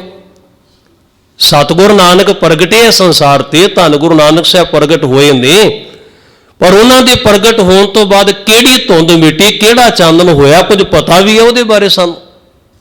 ਸਾਡੇ ਅੰਦਰ ਦੀ ਧੁੰਦ ਤਾਂ ਉੱਥੇ ਦੀ ਉੱਥੇ ਖੜੀ ਹੈ, ਸਾਡੇ ਮਨਾਂ ਵਾਲਾ ਹਨੇਰਾ ਤੇ ਉੱਥੇ ਦਾ ਉੱਥੇ ਖੜਾ, ਉਹ ਤਾਂ ਜਰਾ ਜਿੰਨਾ ਵੀ ਪਾਸੇ ਨਹੀਂ ਹੋਇਆ। ਇਸ ਕਾਰਨ ਕਰਕੇ ਗੁਰੂ ਸਾਹਿਬਾਨ ਬਾਰੇ ਸਾਨੂੰ ਪਤਾ ਹੋਣਾ, ਸਮਝ ਹੋਣੀ ਬਹੁਤ ਜ਼ਰੂਰੀ ਹੈ। ਅੱਜ ਸਾਡਾ ਸਮਾਜ ਵਿਗਾੜ ਵਾਲੀ ਹਾਲਤ ਵਿੱਚ ਇਸੇ ਕਰਕੇ ਜਾ ਰਿਹਾ ਹੈ ਕਿ ਜੋ ਸਾਨੂੰ ਪਤਾ ਹੋਣਾ ਚਾਹੀਦਾ ਉਧਰਲੇ ਪਾਸੇ ਸਾਡਾ ਧਿਆਨ ਨਹੀਂ, ਤੇ ਜਿਨ੍ਹਾਂ ਚੀਜ਼ਾਂ ਨੇ ਸਾਨੂੰ ਪੁੱਠੇ ਪਾਸੇ ਲੈ ਕੇ ਜਾਣਾ ਉਹਦੀ ਸਾਨੂੰ ਬਹੁਤ ਜ਼ਿਆਦਾ ਨੌਲੇਜ ਹੈ। ਗੁਰੂ ਰਾਮਦਾਸ ਮਹਾਰਾਜ ਜੀ ਦਾ ਮੁੱਢਲਾ ਜੀਵਨ ਜਿਹੜਾ ਭਾਈ ਸਾਹਿਬ ਜੀ ਇੱਥੇ ਦਰਜ ਕਰ ਰਹੇ ਨੇ, ਉਹਦੇ ਬਾਰੇ ਆਰੰਭਕ ਮੈਂ ਬੇਨਤੀ ਕਰ ਰਿਹਾ। ਮਹਾਰਾਜ ਜੀ ਦਾ ਪ੍ਰਕਾਸ਼ ਕਿੱਥੇ ਹੋਇਆ? ਲਾਹੌਰ ਦੀ ਧਰਤੀ ਤੇ।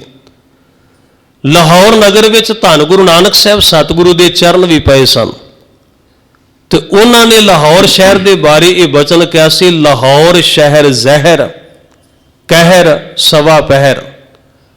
ਜਦੋਂ ਪਹਿਲੇ ਪਾਤਸ਼ਾਹ ਜੀ ਲਾਹੌਰ ਸ਼ਹਿਰ ਦੇ ਵਿੱਚ ਗਏ ਸਨ ਤੇ ਉਸ ਮੌਕੇ ਲੋਕਾਂ ਦਾ ਜੀਵਨ ਬਹੁਤ ਮਾੜਾ ਸੀ। ਜ਼ਿਆਦਾਤਰ ਲੋਕ ਜ਼ੁਲਮ ਹੀ ਢਾ ਰਹੇ ਸਨ। ਕਈ ਵਿਦਵਾਨਾਂ ਨੇ ਇਹਦਾ ਅਰਥ ਇਉਂ ਕੀਤਾ ਵੀ ਅੰਮ੍ਰਿਤ ਵੇਲੇ ਉੱਠਣਾ ਲਾਹੌਰ ਦੇ ਲੋਕਾਂ ਨੇ, ਤੜਕੇ ਪਸ਼ੂਆਂ ਦੀ ਕਤਲੋਗਾਰਤ ਸ਼ੁਰੂ ਹੋ ਜਾਂਦੀ ਸੀ। ਕੋਈ ਵਾਹਿਗੁਰੂ ਦਾ ਨਾਮ ਨਹੀਂ, ਕੋਈ ਪਰਮੇਸ਼ਰ ਨੂੰ ਚੇਤੇ ਨਹੀਂ ਕਰ ਰਿਹਾ। ਮਹਾਰਾਜ ਨੇ ਤਾਂ ਬਾਣੀ ਵਿੱਚ ਕਹਿ ਦਿੱਤਾ, ਲਾਹੌਰ ਸ਼ਹਿਰ ਜ਼ਹਿਰ ਕੇ ਲਾਹੌਰ ਸ਼ਹਿਰ ਜ਼ਹਿਰ ਵਰਗਾ ਹੋ ਚੁੱਕਾ ਹੈ। ਕਹਿਰ ਸਵਾ ਪੈਰ, ਇੱਥੇ ਸਵਾ ਪੈਰ ਰਾਤ ਰਹਿੰਦੀ ਕਹਿਰ ਵਰਤਣ ਲੱਗ ਪੈਂਦਾ ਹੈ। ਚੇਤੇ ਰੱਖਣਾ ਇਹ ਸ਼ਲੋਕ 12 ਤੇ ਵਧੇਕ ਦੇ ਵਿੱਚ ਹੈ, ਗੁਰੂ ਨਾਨਕ ਸਾਹਿਬ ਦਾ ਸ਼ਲੋਕ ਹੈ। ਇਸ ਸ਼ਲੋਕ ਦੇ ਨਾਲ ਅੱਗੇ ਤੀਸਰੇ ਪਾਤਸ਼ਾਹ ਗੁਰੂ ਅਮਰਦਾਸ ਜੀ ਦਾ ਸ਼ਲੋਕ ਹੈ, ਬਕਾਇਦਾ ਲਿਖਿਆ ਹੋਇਆ ਹੈ, ਮਹਲਾ ਤੀਜਾ। ਤੇ ਉਹਦੇ ਵਿੱਚ ਮਹਾਰਾਜ ਗੁਰੂ ਅਮਰਦਾਸ ਜੀ ਨੇ ਬਚਨ ਕਹਿੰਦੇ, ਲਾਹੌਰ ਸ਼ਹਿਰ ਅੰਮ੍ਰਿਤਸਰ ਸਿਫਤੀ ਦਾ ਘਰ। ਇਹਦਾ ਅਰਥ ਬਣਦਾ ਕਿ ਹੁਣ ਅਸੀਂ ਜਦੋਂ ਤੀਜੇ ਜਾਮੇ ਦੇ ਵਿੱਚ ਹਾਂ ਤੇ ਇਸ ਮੌਕੇ ਤੇ ਅਸੀਂ ਵੇਖ ਰਹੇ ਹਾਂ, ਹੁਣ ਲਾਹੌਰ ਸ਼ਹਿਰ ਜ਼ਹਿਰ ਵਰਗਾ ਨਹੀਂ ਰਹਿ ਗਿਆ ਹੈ। ਹੁਣ ਲਾਹੌਰ ਸ਼ਹਿਰ ਅੰਮ੍ਰਿਤ ਦਾ ਸਰੋਵਰ ਬਣ ਚੁੱਕਾ ਹੈ। ਕਿਉਂ ਅੰਮ੍ਰਿਤ ਦਾ ਸਰੋਵਰ ਬਣ ਗਿਆ? ਇਹਦਾ ਅਰਥ ਵਿਦਵਾਨਾਂ ਨੇ ਕੀਤਾ ਕਿਉਂਕਿ ਇੱਥੇ ਧੰਨ ਗੁਰੂ ਰਾਮਦਾਸ ਜੀ ਦਾ ਪ੍ਰਕਾਸ਼ ਹੋ ਗਿਆ ਹੈ। ਇਸ ਜਗ੍ਹਾ ਤੇ ਹੁਣ ਚੌਥੇ ਪਾਤਸ਼ਾਹ ਗੁਰੂ ਰਾਮਦਾਸ ਮਹਾਰਾਜ ਜੀ ਦਾ ਪ੍ਰਕਾਸ਼ ਹੋਇਆ। ਗੁਰਸਿੱਖੀ ਅੱਗੇ ਤੋਂ ਅੱਗੇ ਫੈਲਣ ਲੱਗ ਪਈ ਹੈ। ਲਾਹੌਰ ਦੇ ਲੋਕ ਜਿਹੜੇ ਪਹਿਲਾਂ ਅੰਮ੍ਰਿਤ ਵੇਲੇ ਦੀ ਸੰਭਾਲ ਨਹੀਂ ਸੀ ਕਰਦੇ, ਹੁਣ ਕਿਰਪਾ ਵਰਤਣ ਲੱਗ ਪਈ। ਤਾਂ ਕਰਕੇ ਇਹ ਨਗਰ ਜਿਹੜਾ ਹੁਣ ਜ਼ਹਿਰ ਨਹੀਂ ਰਹਿ ਗਿਆ, ਅੰਮ੍ਰਿਤਸਰ ਹੋ ਗਿਆ। ਲਾਹੌਰ ਸ਼ਹਿਰ ਅੰਮ੍ਰਿਤਸਰ ਸਿਫਤੀ ਦਾ ਘਰ, ਇਹ ਨਗਰ ਹੁਣ ਸਿਫਤਾਂ ਦਾ ਘਰ ਬਣ ਗਿਆ, ਕਿਉਂਕਿ ਹਰ ਘਰ ਦੇ ਵਿੱਚ ਸਤਿਗੁਰੂ ਦੀ ਵਡਿਆਈ, ਗੁਰੂ ਕੀ ਬਾਣੀ ਪੜ੍ਹੀ ਜਾ ਰਹੀ ਹੈ। ਗੁਰੂ ਰਾਮਦਾਸ ਜੀ ਦਾ ਪ੍ਰਕਾਸ਼ ਲਾਹੌਰ ਸ਼ਹਿਰ ਵਿੱਚ ਹੋਇਆ 1534 ਈਸਵੀ ਸਨ ਹੈ। ਸੰਮਤ ਤਕਰੀਬਨ 57 ਕੁ ਸਾਲ ਅੱਗੇ ਚੱਲਦਾ ਹੈ ਤੇ ਈਸਵੀ ਸਨ ਪਿੱਛੇ ਚੱਲਦਾ ਹੈ। ਈਸਵੀ ਸਨ 1534, ਪਿਤਾ ਜੀ ਦਾ ਨਾਮ ਸੀ ਬਾਬਾ ਹਰਦਾਸ ਜੀ ਤੇ ਮਾਤਾ ਦਾ ਨਾਮ ਸੀ ਮਾਤਾ ਦਇਆ ਕੌਰ ਜੀ, ਗੁਰੂ ਰਾਮਦਾਸ ਮਹਾਰਾਜ ਜੀ ਦੇ ਮਾਤਾ ਜੀ। ਸਤਿਗੁਰੂ ਦੇ ਪਿਤਾ ਬਾਬਾ ਹਰਦਾਸ ਜੀ ਦਾ ਜ਼ਿਕਰ ਗੁਰੂ ਗ੍ਰੰਥ ਸਾਹਿਬ ਜੀ ਦੀ ਬਾਣੀ ਦੇ ਵਿੱਚ ਵੀ ਆਇਆ ਹੈ। ਭੱਟਾਂ ਨੇ ਜਦੋਂ ਬਾਣੀ ਉਚਾਰਨ ਕੀਤੀ ਉਦੋਂ ਬਾਬਾ ਹਰਦਾਸ ਜੀ ਦਾ ਬਕਾਇਦਾ ਨਾਮ ਲਿਖਿਆ ਉਹਨਾਂ ਨੇ। ਕਵ ਕਲ ਠਾਕੁਰ ਹਰਦਾਸ ਤਨੇ, ਗੁਰ ਰਾਮਦਾਸ ਸਰ ਅਭਰ ਭਰੇ। ਠਾਕੁਰ ਹਰਦਾਸ, ਉਹਨਾਂ ਨੇ ਬਕਾਇਦਾ ਸ਼ਬਦ ਠਾਕੁਰ ਲਿਖਿਆ, ਠਾਕੁਰ ਹੈ ਪਰ ਉਹਦਾ ਅਰਥ ਠਾਕੁਰ ਹੀ ਬਣਦਾ ਹੈ। ਠਾਕੁਰ ਹਰਦਾਸ ਜੀ ਦੇ ਘਰ ਦੇ ਵਿੱਚ ਗੁਰੂ ਰਾਮਦਾਸ ਜੀ ਦਾ ਪ੍ਰਕਾਸ਼ ਹੋਇਆ। ਬਹੁਤ ਛੋਟੀ ਉਮਰ ਸੀ, ਮਾਂ ਵੀ ਚਲਾਣਾ ਕਰ ਗਈ ਸੀ, ਪਿਤਾ ਜੀ ਵੀ। ਤਕਰੀਬਨ 7 ਸਾਲ ਦੀ ਉਮਰ ਤੱਕ ਪਹੁੰਚਦਿਆਂ ਮਾਤਾ ਪਿਤਾ ਦੋਵੇਂ ਚਲਾਣਾ ਕਰ ਗਏ ਸਨ। ਗੁਰੂ ਅਮਰਦਾਸ ਮਹਾਰਾਜ ਜੀ ਨੇ ਹੀ ਬਾਅਦ ਵਿੱਚ ਇਹਨਾਂ ਦੀ ਪਾਲਣਾ ਪੋਸ਼ਣਾ ਕੀਤੀ ਸੀ। ਕੁਝ ਸਮਾਂ ਉਹਨਾਂ ਦੇ ਨਾਨੀ ਜੀ ਨੇ ਉਹਨਾਂ ਨੂੰ ਪਾਲਿਆ ਸੀ। ਖੈਰ ਇੱਥੇ ਭਾਈ ਸਾਹਿਬ ਜੀ ਮੁੱਢਲਾ ਜੀਵਨ ਗੁਰੂ ਰਾਮਦਾਸ ਮਹਾਰਾਜ ਜੀ ਦਾ ਦੱਸ ਰਹੇ ਨੇ ਔਰ ਆਪ ਜੀ ਆਰੰਭ ਦੇ ਵਿੱਚ ਬੇਨਤੀ ਕਰ ਰਹੇ ਨੇ ਕਿ ਗੁਰੂ ਰਾਮਦਾਸ ਮਹਾਰਾਜ ਜੀ ਦਾ ਸੁਭਾਅ ਕਿਵੇਂ ਦਾ ਸੀ। ਭਾਈ ਸਾਹਿਬ ਨੇ ਸ਼ੁਰੂਆਤ ਮਹਾਰਾਜ ਜੀ ਦੇ ਪ੍ਰਕਾਸ਼ ਤੋਂ ਕੀਤੀ ਹੈ ਕਿ ਸਤਿਗੁਰੂ ਜੀ ਦਾ ਪ੍ਰਕਾਸ਼ ਈਸਵੀ ਸਨ 1534 ਨੂੰ ਲਾਹੌਰ ਨਗਰ ਵਿੱਚ ਹੋਇਆ ਹੈ। ਆਪ ਜੀ ਐਸੇ ਵਾਕ ਉਚਾਰਦੇ ਹਨ, ਲਵਪੁਰ ਨਗਰੀ ਸਦਾ ਜੀਨ ਵਾਸੀ। ਲਾਹੌਰ ਨਗਰ, ਲਾਹੌਰ ਦਾ ਅਰਥ ਹੈ ਲਾਹੌਰ ਸ਼ਹਿਰ। ਇਸ ਨਗਰ ਵਿੱਚ ਮਹਾਰਾਜ ਜੀ ਦਾ ਪ੍ਰਕਾਸ਼ ਹੋਇਆ ਹੈ। ਗੁਰੂ ਜੀ ਇਸ ਸੰਸਾਰ ਵਿੱਚ ਆਏ ਹਨ। ਬੰਸ ਲਉ ਕੋ ਸਿੰਧ ਮਨਿੰਦੂ। ਸਤਿਗੁਰੂ ਸੱਚੇ ਪਾਤਸ਼ਾਹ ਜੀ ਸੋਢੀ ਵੰਸ਼ ਦੇ ਵਿੱਚ ਮਹਾਰਾਜ ਜੀ ਦਾ ਪ੍ਰਕਾਸ਼ ਹੋਇਆ, ਧੰਨ ਗੁਰੂ ਰਾਮਦਾਸ ਮਹਾਰਾਜ। ਔਰ ਯਾਦ ਰੱਖਣਾ, ਇਸੇ ਵੰਸ਼ ਵਿੱਚੋਂ ਬਾਕੀ ਸਾਰੇ ਗੁਰੂ ਸਾਹਿਬਾਨ ਗੁਰੂ ਕਲਗੀਧਰ ਮਹਾਰਾਜ ਜੀ ਤੱਕ ਹੋਏ ਨੇ। ਤਾਂ ਸੋਢੀ ਵੰਸ਼ ਵਿੱਚ ਮਹਾਰਾਜ ਜੀ ਦਾ ਪ੍ਰਕਾਸ਼ ਹੋਇਆ। ਇਸ ਸੰਸਾਰ ਦੇ ਵਿੱਚ ਆ ਕੇ ਮਹਾਰਾਜ ਜੀ ਨੇ ਦੁਨੀਆ ਨੂੰ ਰੁਸ਼ਨਾਇਆ ਤੇ ਅੱਜ ਤੱਕ ਮਹਾਰਾਜ ਗੁਰੂ ਰਾਮਦਾਸ ਜੀ ਸੰਸਾਰ 'ਚ ਕਿਰਪਾ ਵਰਤਾ ਰਹੇ ਨੇ।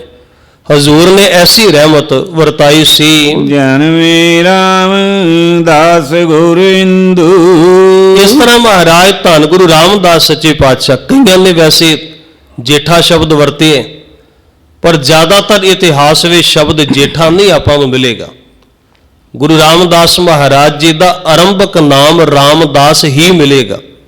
ਇੱਥੇ ਭਾਈ ਸਾਹਿਬ ਨੇ ਵੀ ਸ਼ਬਦ ਰਾਮਦਾਸ ਹੀ ਵਰਤੇ ਹੈ ਤੇ ਜਦੋਂ ਆਪਾਂ ਗੁਰੂ ਗ੍ਰੰਥ ਸਾਹਿਬ ਦੀ ਬਾਣੀ ਪੜ੍ਹਦੇ ਹਾਂ, ਭੱਟਾਂ ਨੇ ਵੀ ਰਾਮਦਾਸ ਸ਼ਬਦ ਹੀ ਵਰਤੇ। ਭਾਈ ਗੁਰਦਾਸ ਸਾਹਿਬ ਨੇ ਵੀ ਸ਼ਬਦ ਰਾਮਦਾਸ ਹੀ ਵਰਤੇ। ਕਿਸੇ ਵੀ ਜਗ੍ਹਾ ਤੇ ਜੇਠਾ ਸ਼ਬਦ ਨਹੀਂ ਤੁਹਾਨੂੰ ਮਿਲੇਗਾ। ਹਾਲਾਂਕਿ ਕਿਹਾ ਜਾਂਦਾ ਹੈ ਵੀ ਗੁਰੂ ਰਾਮਦਾਸ ਜੀ ਦਾ ਪਹਿਲਾ ਨਾਮ ਭਾਈ ਜੇਠਾ ਸੀ, ਪਰ ਇੱਥੇ ਇਤਿਹਾਸ ਵਿੱਚ ਕਿਤੇ ਜ਼ਿਕਰ ਨਹੀਂ। ਗੁਰੂ ਰਾਮਦਾਸ ਹੀ ਉਹਨਾਂ ਦਾ ਪੂਰਾ ਨਾਮ ਰਾਮਦਾਸ ਹੀ ਹੈ। ਅਸੀਂ ਸਤਿਕਾਰ ਦੇ ਨਾਲ ਧੰਨ ਗੁਰੂ ਰਾਮਦਾਸ ਮਹਾਰਾਜ ਜੀ ਕਹਾਂਗੇ। ਤਾਂ ਸਤਿਗੁਰੂ ਜੀ ਸੰਸਾਰ ਦੇ ਵਿੱਚ ਆਏ, ਪ੍ਰਕਾਸ਼ਮਾਨ ਹੋਏ, ਇਸ ਦੁਨੀਆ ਤੇ ਕਿਰਪਾ ਵਰਤਾਈ ਗੁਰੂ ਰਾਮਦਾਸ ਮਹਾਰਾਜ ਜੀ ਨੇ। ਹਜ਼ੂਰ ਐਸੀ ਰਹਿਮਤ ਵਰਤਾਉਂਦੇ ਹਨ, ਸਭ ਪੁਰ ਹਰਖੇ ਅਚਾਨਕ ਲੈ ਹੋ। ਜਿਸ ਵਕਤ ਆਪ ਜੀ ਦਾ ਪ੍ਰਕਾਸ਼ ਹੋਇਆ ਤੇ ਹਮੇਸ਼ਾ ਜਿਵੇਂ ਸੰਸਾਰ ਦੇ ਵਿੱਚ ਹੁੰਦਾ ਹੈ, ਬਾਲਕ ਘਰ ਦੇ ਵਿੱਚ ਜਨਮ ਲਵੇ ਤੇ ਮਾਤਾ ਪਿਤਾ ਖੁਸ਼ ਹੁੰਦੇ ਨੇ, ਪਰਿਵਾਰਕ ਜੀ ਖੁਸ਼ੀਆਂ ਮਨਾਉਂਦੇ ਨੇ। ਗੁਰੂ ਰਾਮਦਾਸ ਸਤਿਗੁਰੂ ਜੀ ਦਾ ਵੀ ਪ੍ਰਕਾਸ਼ ਹੋਇਆ ਤੇ ਉਹਨਾਂ ਦੇ ਪਿਤਾ ਬਾਬਾ ਹਰਦਾਸ ਜੀ ਨੇ ਖੁਸ਼ੀਆਂ ਮਨਾਈਆਂ। ਉਹਨਾਂ ਦੇ ਮਾਤਾ ਜੀ ਮਾਤਾ ਦਇਆ ਕੌਰ ਜੀ ਬੜੇ ਪ੍ਰਸੰਨ, ਬੜੇ ਖੁਸ਼ ਨੇ। ਘਰ ਦੇ ਵਿੱਚ ਖੁਸ਼ੀ ਦੀ ਲਹਿਰ ਦੌੜ ਗਈ ਜਦੋਂ ਆਪ ਜੀ ਦਾ ਸੰਸਾਰ ਤੇ ਪ੍ਰਕਾਸ਼ ਹੋਇਆ।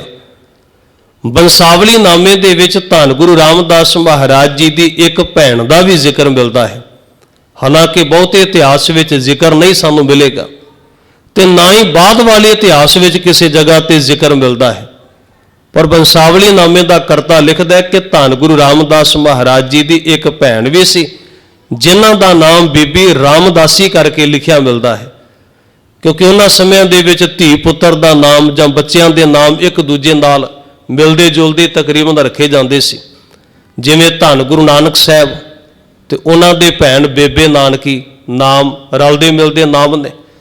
ਬਾਬਾ ਮੋਹਨ ਤੇ ਮੋਹਰੀ ਗੁਰੂ ਅਮਰਦਾਸ ਜੀ ਦੇ ਪੁੱਤਰਾਂ ਦੇ ਨਾਮ, ਦਾਤੂ ਤੇ ਦਾਸੂ ਗੁਰੂ ਅੰਗਦ ਸਾਹਿਬ ਦੇ ਪੁੱਤਰਾਂ ਦੇ ਨਾਮ, ਬੀਬੀ ਦਾਨੀ ਤੇ ਭਾਨੀ ਗੁਰੂ ਅਮਰਦਾਸ ਮਹਾਰਾਜ ਜੀ ਦੀਆਂ ਧੀਆਂ ਦੇ ਨਾਮ, ਬੀਬੀ ਅਮਰੋ ਤੇ ਅੰਦੋਖੀ ਧੰਨ ਗੁਰੂ ਅੰਗਦ ਸਾਹਿਬ ਜੀ ਦੀਆਂ ਪੁੱਤਰੀਆਂ ਦੇ ਨਾਮ।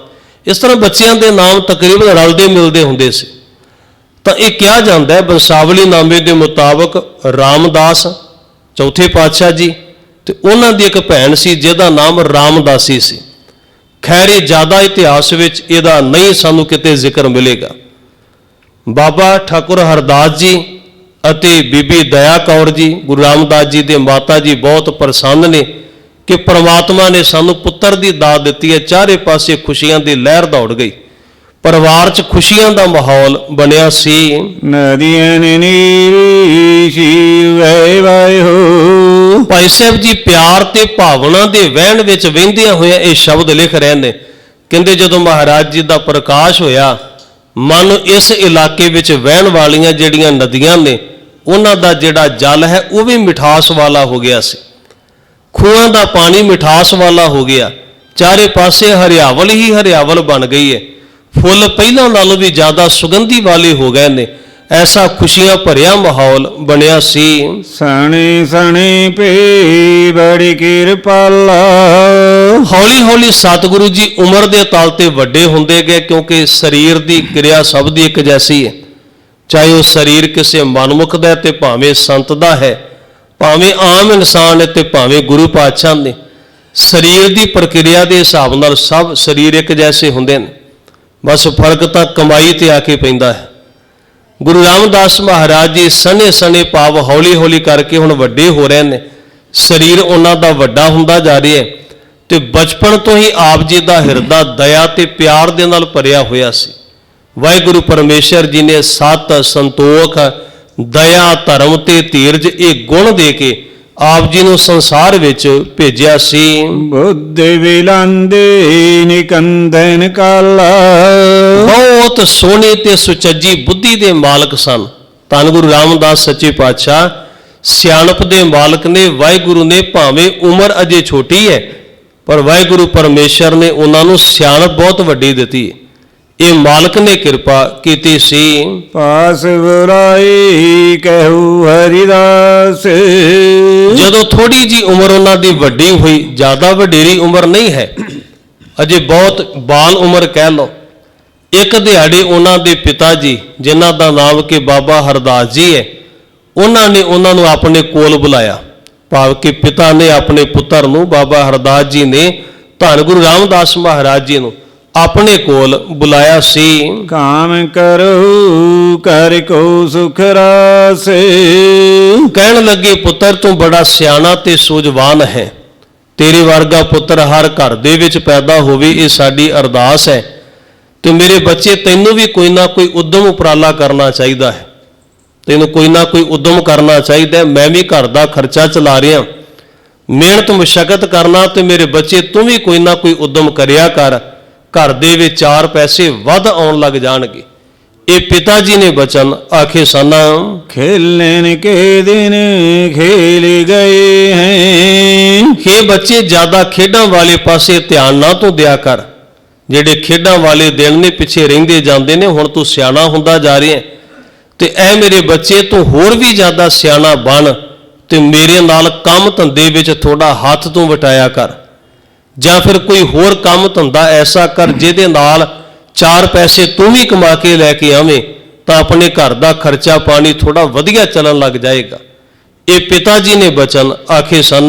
ਜਾਂ ਤੇ ਮੈਂ ਬੱਚੇ ਤੂੰ ਹੀ ਕਹੇ। ਮੇਰੇ ਪੁੱਤਰ, ਤਾਂ ਹੀ ਕਰਕੇ ਮੈਂ ਤੈਨੂੰ ਇਹ ਬਚਨ ਕਹਿ ਰਿਹਾ ਕਿਉਂਕਿ ਤੂੰ ਬਹੁਤ ਸਿਆਣਾ ਹੈ, ਬੜਾ ਸੂਝਵਾਨ ਹੈ। ਤੇਰੇ ਵਰਗਾ ਬੱਚਾ ਬਹੁਤ ਵਿਰਲੇ ਘਰਾਂ ਦੇ ਵਿੱਚ ਜਨਮ ਲੈਂਦਾ ਹੈ। ਬੱਚੇ, ਤੂੰ ਸਿਆਣਾ ਹੈ, ਮੈਂ ਤਾਂ ਕਰਕੇ ਤੈਨੂੰ ਜ਼ਿੰਮੇਵਾਰੀ ਦੇ ਰਿਹਾ ਕਿ ਤੂੰ ਕੋਈ ਕੰਮ ਕਰ ਐਸਾ ਜਿਹਦੇ ਨਾਲ ਆਪਾਂ ਚਾਰ ਪੈਸੇ ਵੱਧ ਕਮਾ ਸਕੀਏ। ਇਹ ਪਿਤਾ ਜੀ ਨੇ ਬਚਨ ਆਖੇ ਸਨ। ਸਤਿ ਵਚਨ ਜੋ ਕਹੂ ਸੋ ਕਰਿਓ। ਬੱਚੇ ਨੇ ਭਾਵ ਕੇ ਧੰਨ ਗੁਰੂ ਰਾਮਦਾਸ ਮਹਾਰਾਜ ਜੀ ਨੇ ਪਿਤਾ ਜੀ ਦੇ ਸਾਹਮਣੇ ਹੱਥ ਜੋੜ ਕੇ ਕਿਹਾ, ਪਿਤਾ ਜੀ, ਜਿਵੇਂ ਤੁਹਾਡਾ ਹੁਕਮ ਮੈਂ ਉਵੇਂ ਹੀ ਕਰਾਂਗਾ।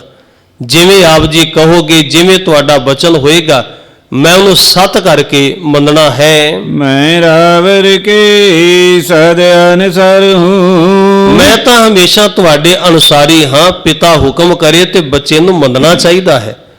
ਉਹੀ ਬੱਚਾ ਸਿਆਣਾ ਗਿਣਿਆ ਜਾਏਗਾ ਜਿਹੜਾ ਆਪਣੇ ਪਿਤਾ ਦਾ ਹੁਕਮ ਮੰਨਣ ਵਾਲਾ ਹੋਵੇ। ਤੇ ਪਿਤਾ ਜੀ, ਤੁਹਾਡਾ ਕੋਈ ਵੀ ਹੁਕਮ ਹੋਵੇ, ਮੈਂ ਉਹਨੂੰ ਸੱਤ ਕਰਕੇ ਮੰਨਾਂਗਾ। ਨਿਸਵੀਤੀ ਤਬ ਭਇਓ ਸਕਾਰੇ। ਤਾਂ ਉਸ ਵੇਲੇ ਰਾਤ ਦਾ ਸਮਾਂ ਸੀ। ਰਾਤ ਦਾ ਸਮਾਂ ਲੰਘ ਗਿਆ ਤੇ ਅਗਲੀ ਜਿਹੜੀ ਸਵੇਰ ਹੈ ਉਹ ਚੜ੍ਹ ਗਈ ਹੈ। ਅਗਲੇ ਦਿਨ ਦਾ ਸਮਾਂ ਹੋਇਆ ਸੀ। ਚਾਨਕ ਉਦਕ ਸਨ ਮਾਤ ਉਵਾਰੇ। ਉਹਨਾਂ ਨੇ, ਪਰਿਵਾਰ ਵਾਲਿਆਂ ਨੇ ਆਪਸ ਵਿੱਚ ਬਹਿ ਕੇ ਸਲਾਹ ਕਰ ਲਈ, ਬਾਬਾ ਹਰਦਾਸ ਜੀ ਨੇ, ਮਾਤਾ ਦਇਆ ਕੌਰ ਜੀ ਨੇ, ਕਿ ਹੋਰ ਜ਼ਿਆਦਾ ਵੱਡਾ ਕਾਰਜ ਜੇ ਸਾਡਾ ਬੱਚਾ ਨਹੀਂ ਕਰ ਸਕੇਗਾ, ਛੋਟਾ ਹੈ, ਤੇ ਇਹਨੂੰ ਕਿਉਂ ਨਾ ਆਪਾਂ ਚਣੇ ਵਗੈਰਾ, ਛੋਲੇ ਜਿਹੜੇ ਨੇ ਉਬਾਲ ਕੇ ਦੇ ਦਿਆ ਕਰੀਏ, ਘੁੰਗਣੀਆਂ ਵਗੈਰਾ ਵੇਚ ਕੇ ਆਇਆ ਕਰੇਗਾ, ਚਾਰ ਪੈਸੇ ਬਣ ਦਿਆ ਕਰਨਗੇ। ਇਹ ਸਲਾਹ ਉਹਨਾਂ ਨੇ ਕਰ ਲਈ ਸੀ। ਤਾਂ ਉਹਨਾਂ ਨੇ ਕੀ ਕੀਤਾ, ਛੋਲੇ ਜਿਹੜੇ ਨੇ, ਚਣੇ ਜਿਨ੍ਹਾਂ ਨੂੰ ਕਿਹਾ ਜਾਂਦਾ, ਉਬਾਲੇ, ਘੁੰਗਣੀਆਂ ਤਿਆਰ ਕੀਤੀਆਂ ਤੇ ਕੁਝ ਜਿਹੜਾ ਵਜ਼ਨ ਹੈ ਉਹ ਚੁਕਾ ਦਿੱਤਾ ਧੰਨ ਗੁਰੂ ਰਾਮਦਾਸ ਜੀ ਨੂੰ। ਤੇ ਆਪ ਜੀ ਉਬਲੇ ਹੋਏ ਛੋਲੇ ਵੇਚਣ ਵਾਸਤੇ ਬਾਜ਼ਾਰ ਵਾਲੇ ਪਾਸੇ ਤੁਰੇ ਹਨ। ਪਰ ਚੰਗੇਰੇ ਸੁਤ ਕੀ ਕਰ ਦੀਨੀ।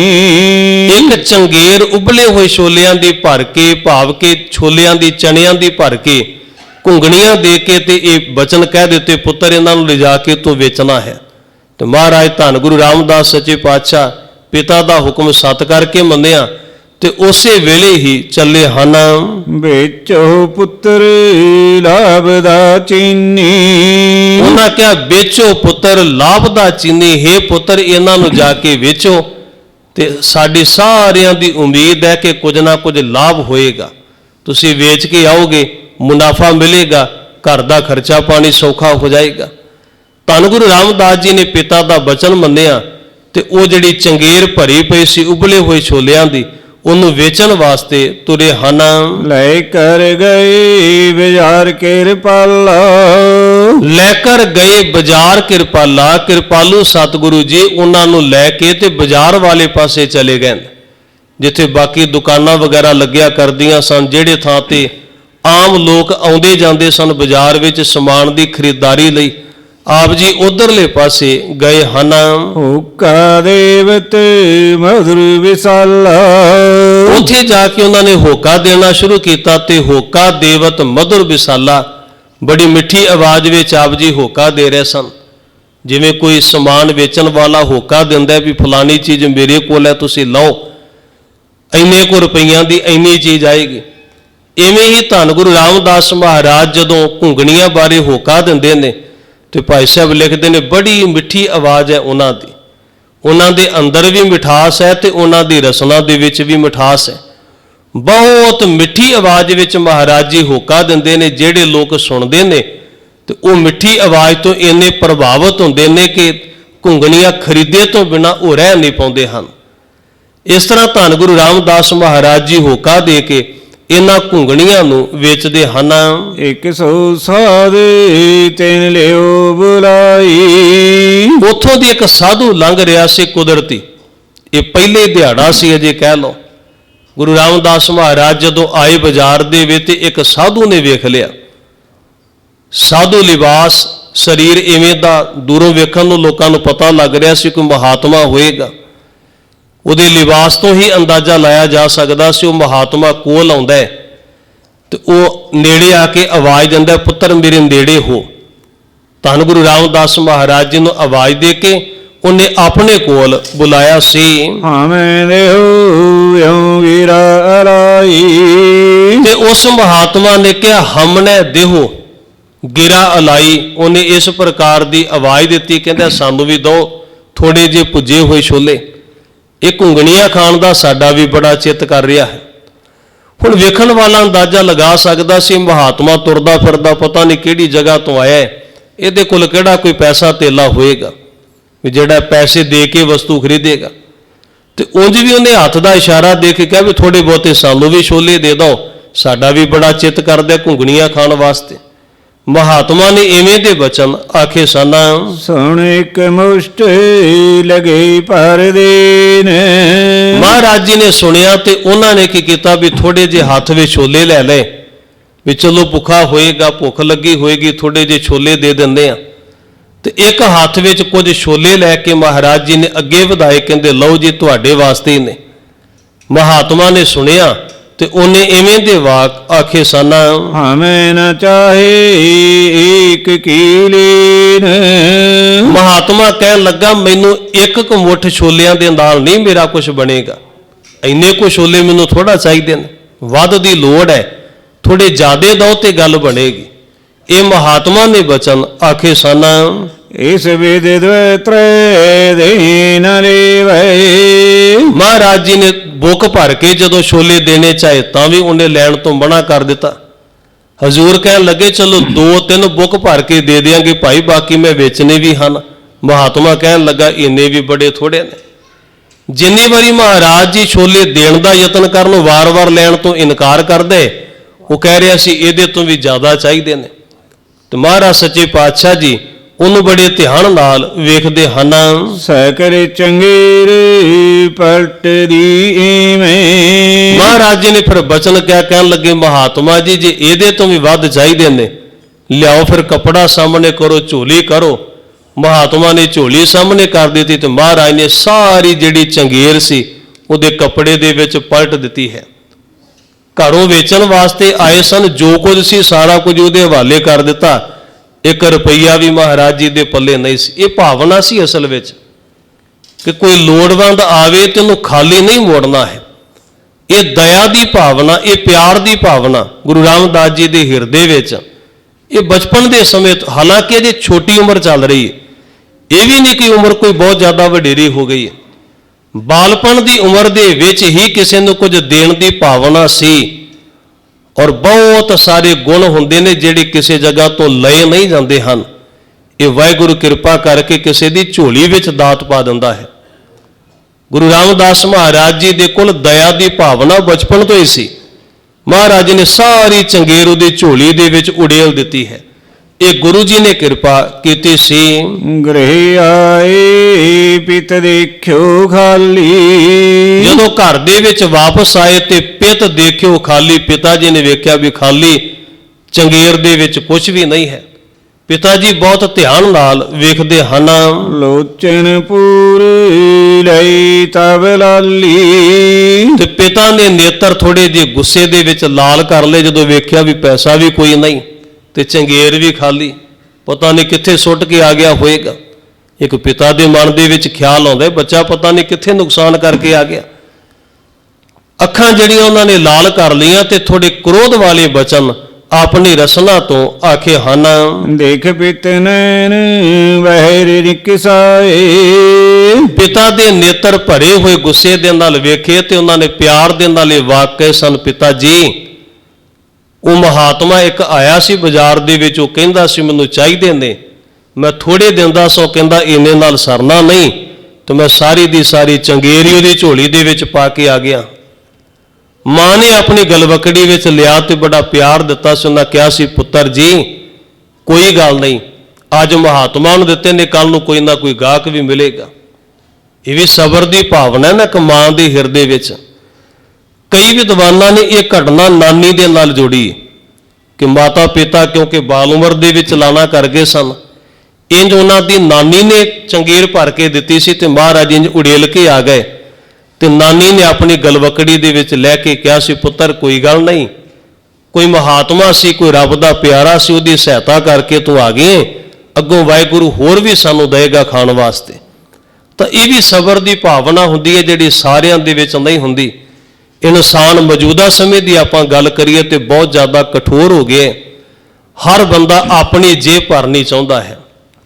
ਹਰ ਇਨਸਾਨ ਚਾਹੁੰਦਾ ਹੈ ਕਿ ਮੇਰਾ ਕਿਸੇ ਨਾ ਕਿਸੇ ਪਾਸੇ ਤੋਂ ਦਾਅ ਲੱਗ ਜਾਏ।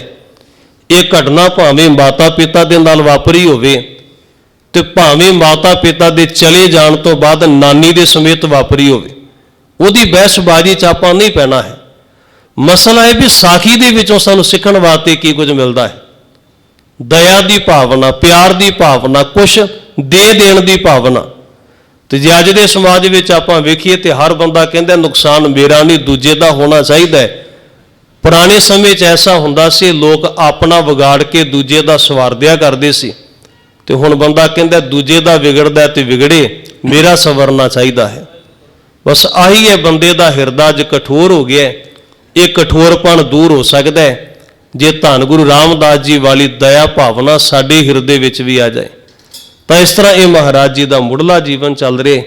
ਅੱਗੇ ਸਤਿਗੁਰੂ ਸੱਚੇ ਪਾਤਸ਼ਾਹ ਦੇ ਜੀਵਨ ਵਿੱਚ ਹੋਰ ਕਿਹੜੇ ਕਿਹੜੇ ਪੜਾਅ ਆਉਂਦੇ ਨੇ, ਰਹਿੰਦੀ ਵਿਚਾਰ ਕੱਲ ਦੇ ਦੀਵਾਨਾਂ ਵਿੱਚ ਸਾਂਝੀ ਕਰਨ ਦਾ ਯਤਨ ਕਰਾਂਗੇ। ਗੁਰੂ ਪਾਤਸ਼ਾਹ ਜੀ ਕਿਰਪਾ ਮਿਹਰ ਕਰਨ, ਤਿਨਾਂ ਦੇ ਇਤਿਹਾਸ ਨੂੰ ਪੜ੍ਹਦਿਆਂ ਵਿਚਾਰਦਿਆਂ ਸਮਝਦਿਆਂ ਉਹਨਾਂ ਦੇ ਪਾਏ ਪੂਰਨਿਆਂ ਤੇ ਆਪਾਂ ਚੱਲ ਸਕੀਏ। ਇਹ ਸਾਡੀ ਅਰਦਾਸ ਗੁਰੂ ਚਰਨਾਂ ਪਾਸ ਹੋਣੀ ਚਾਹੀਦੀ ਹੈ। ਆਓ ਹੁਣ ਸਿਮਰਨ ਨਾਲ ਛੁੜਨਾ ਹੈ। ਵਾਹਿਗੁਰੂ ਵਾਹਿਗੁਰੂ ਵਾਹਿਗੁਰੂ ਵਾਹਿਗੁਰੂ ਵਾਹਿਗੁਰੂ ਵਾਹਿਗੁਰੂ ਵਾਹਿਗੁਰੂ ਵਾਹਿਗੁਰੂ ਵਾਹਿਗੁਰੂ ਵਾਹਿਗੁਰੂ ਵਾਹਿਗੁਰੂ ਵਾਹਿਗੁਰੂ ਵਾਹਿਗੁਰੂ ਵਾਹਿਗੁਰੂ ਵਾਹਿਗੁਰੂ ਵਾਹਿਗੁਰੂ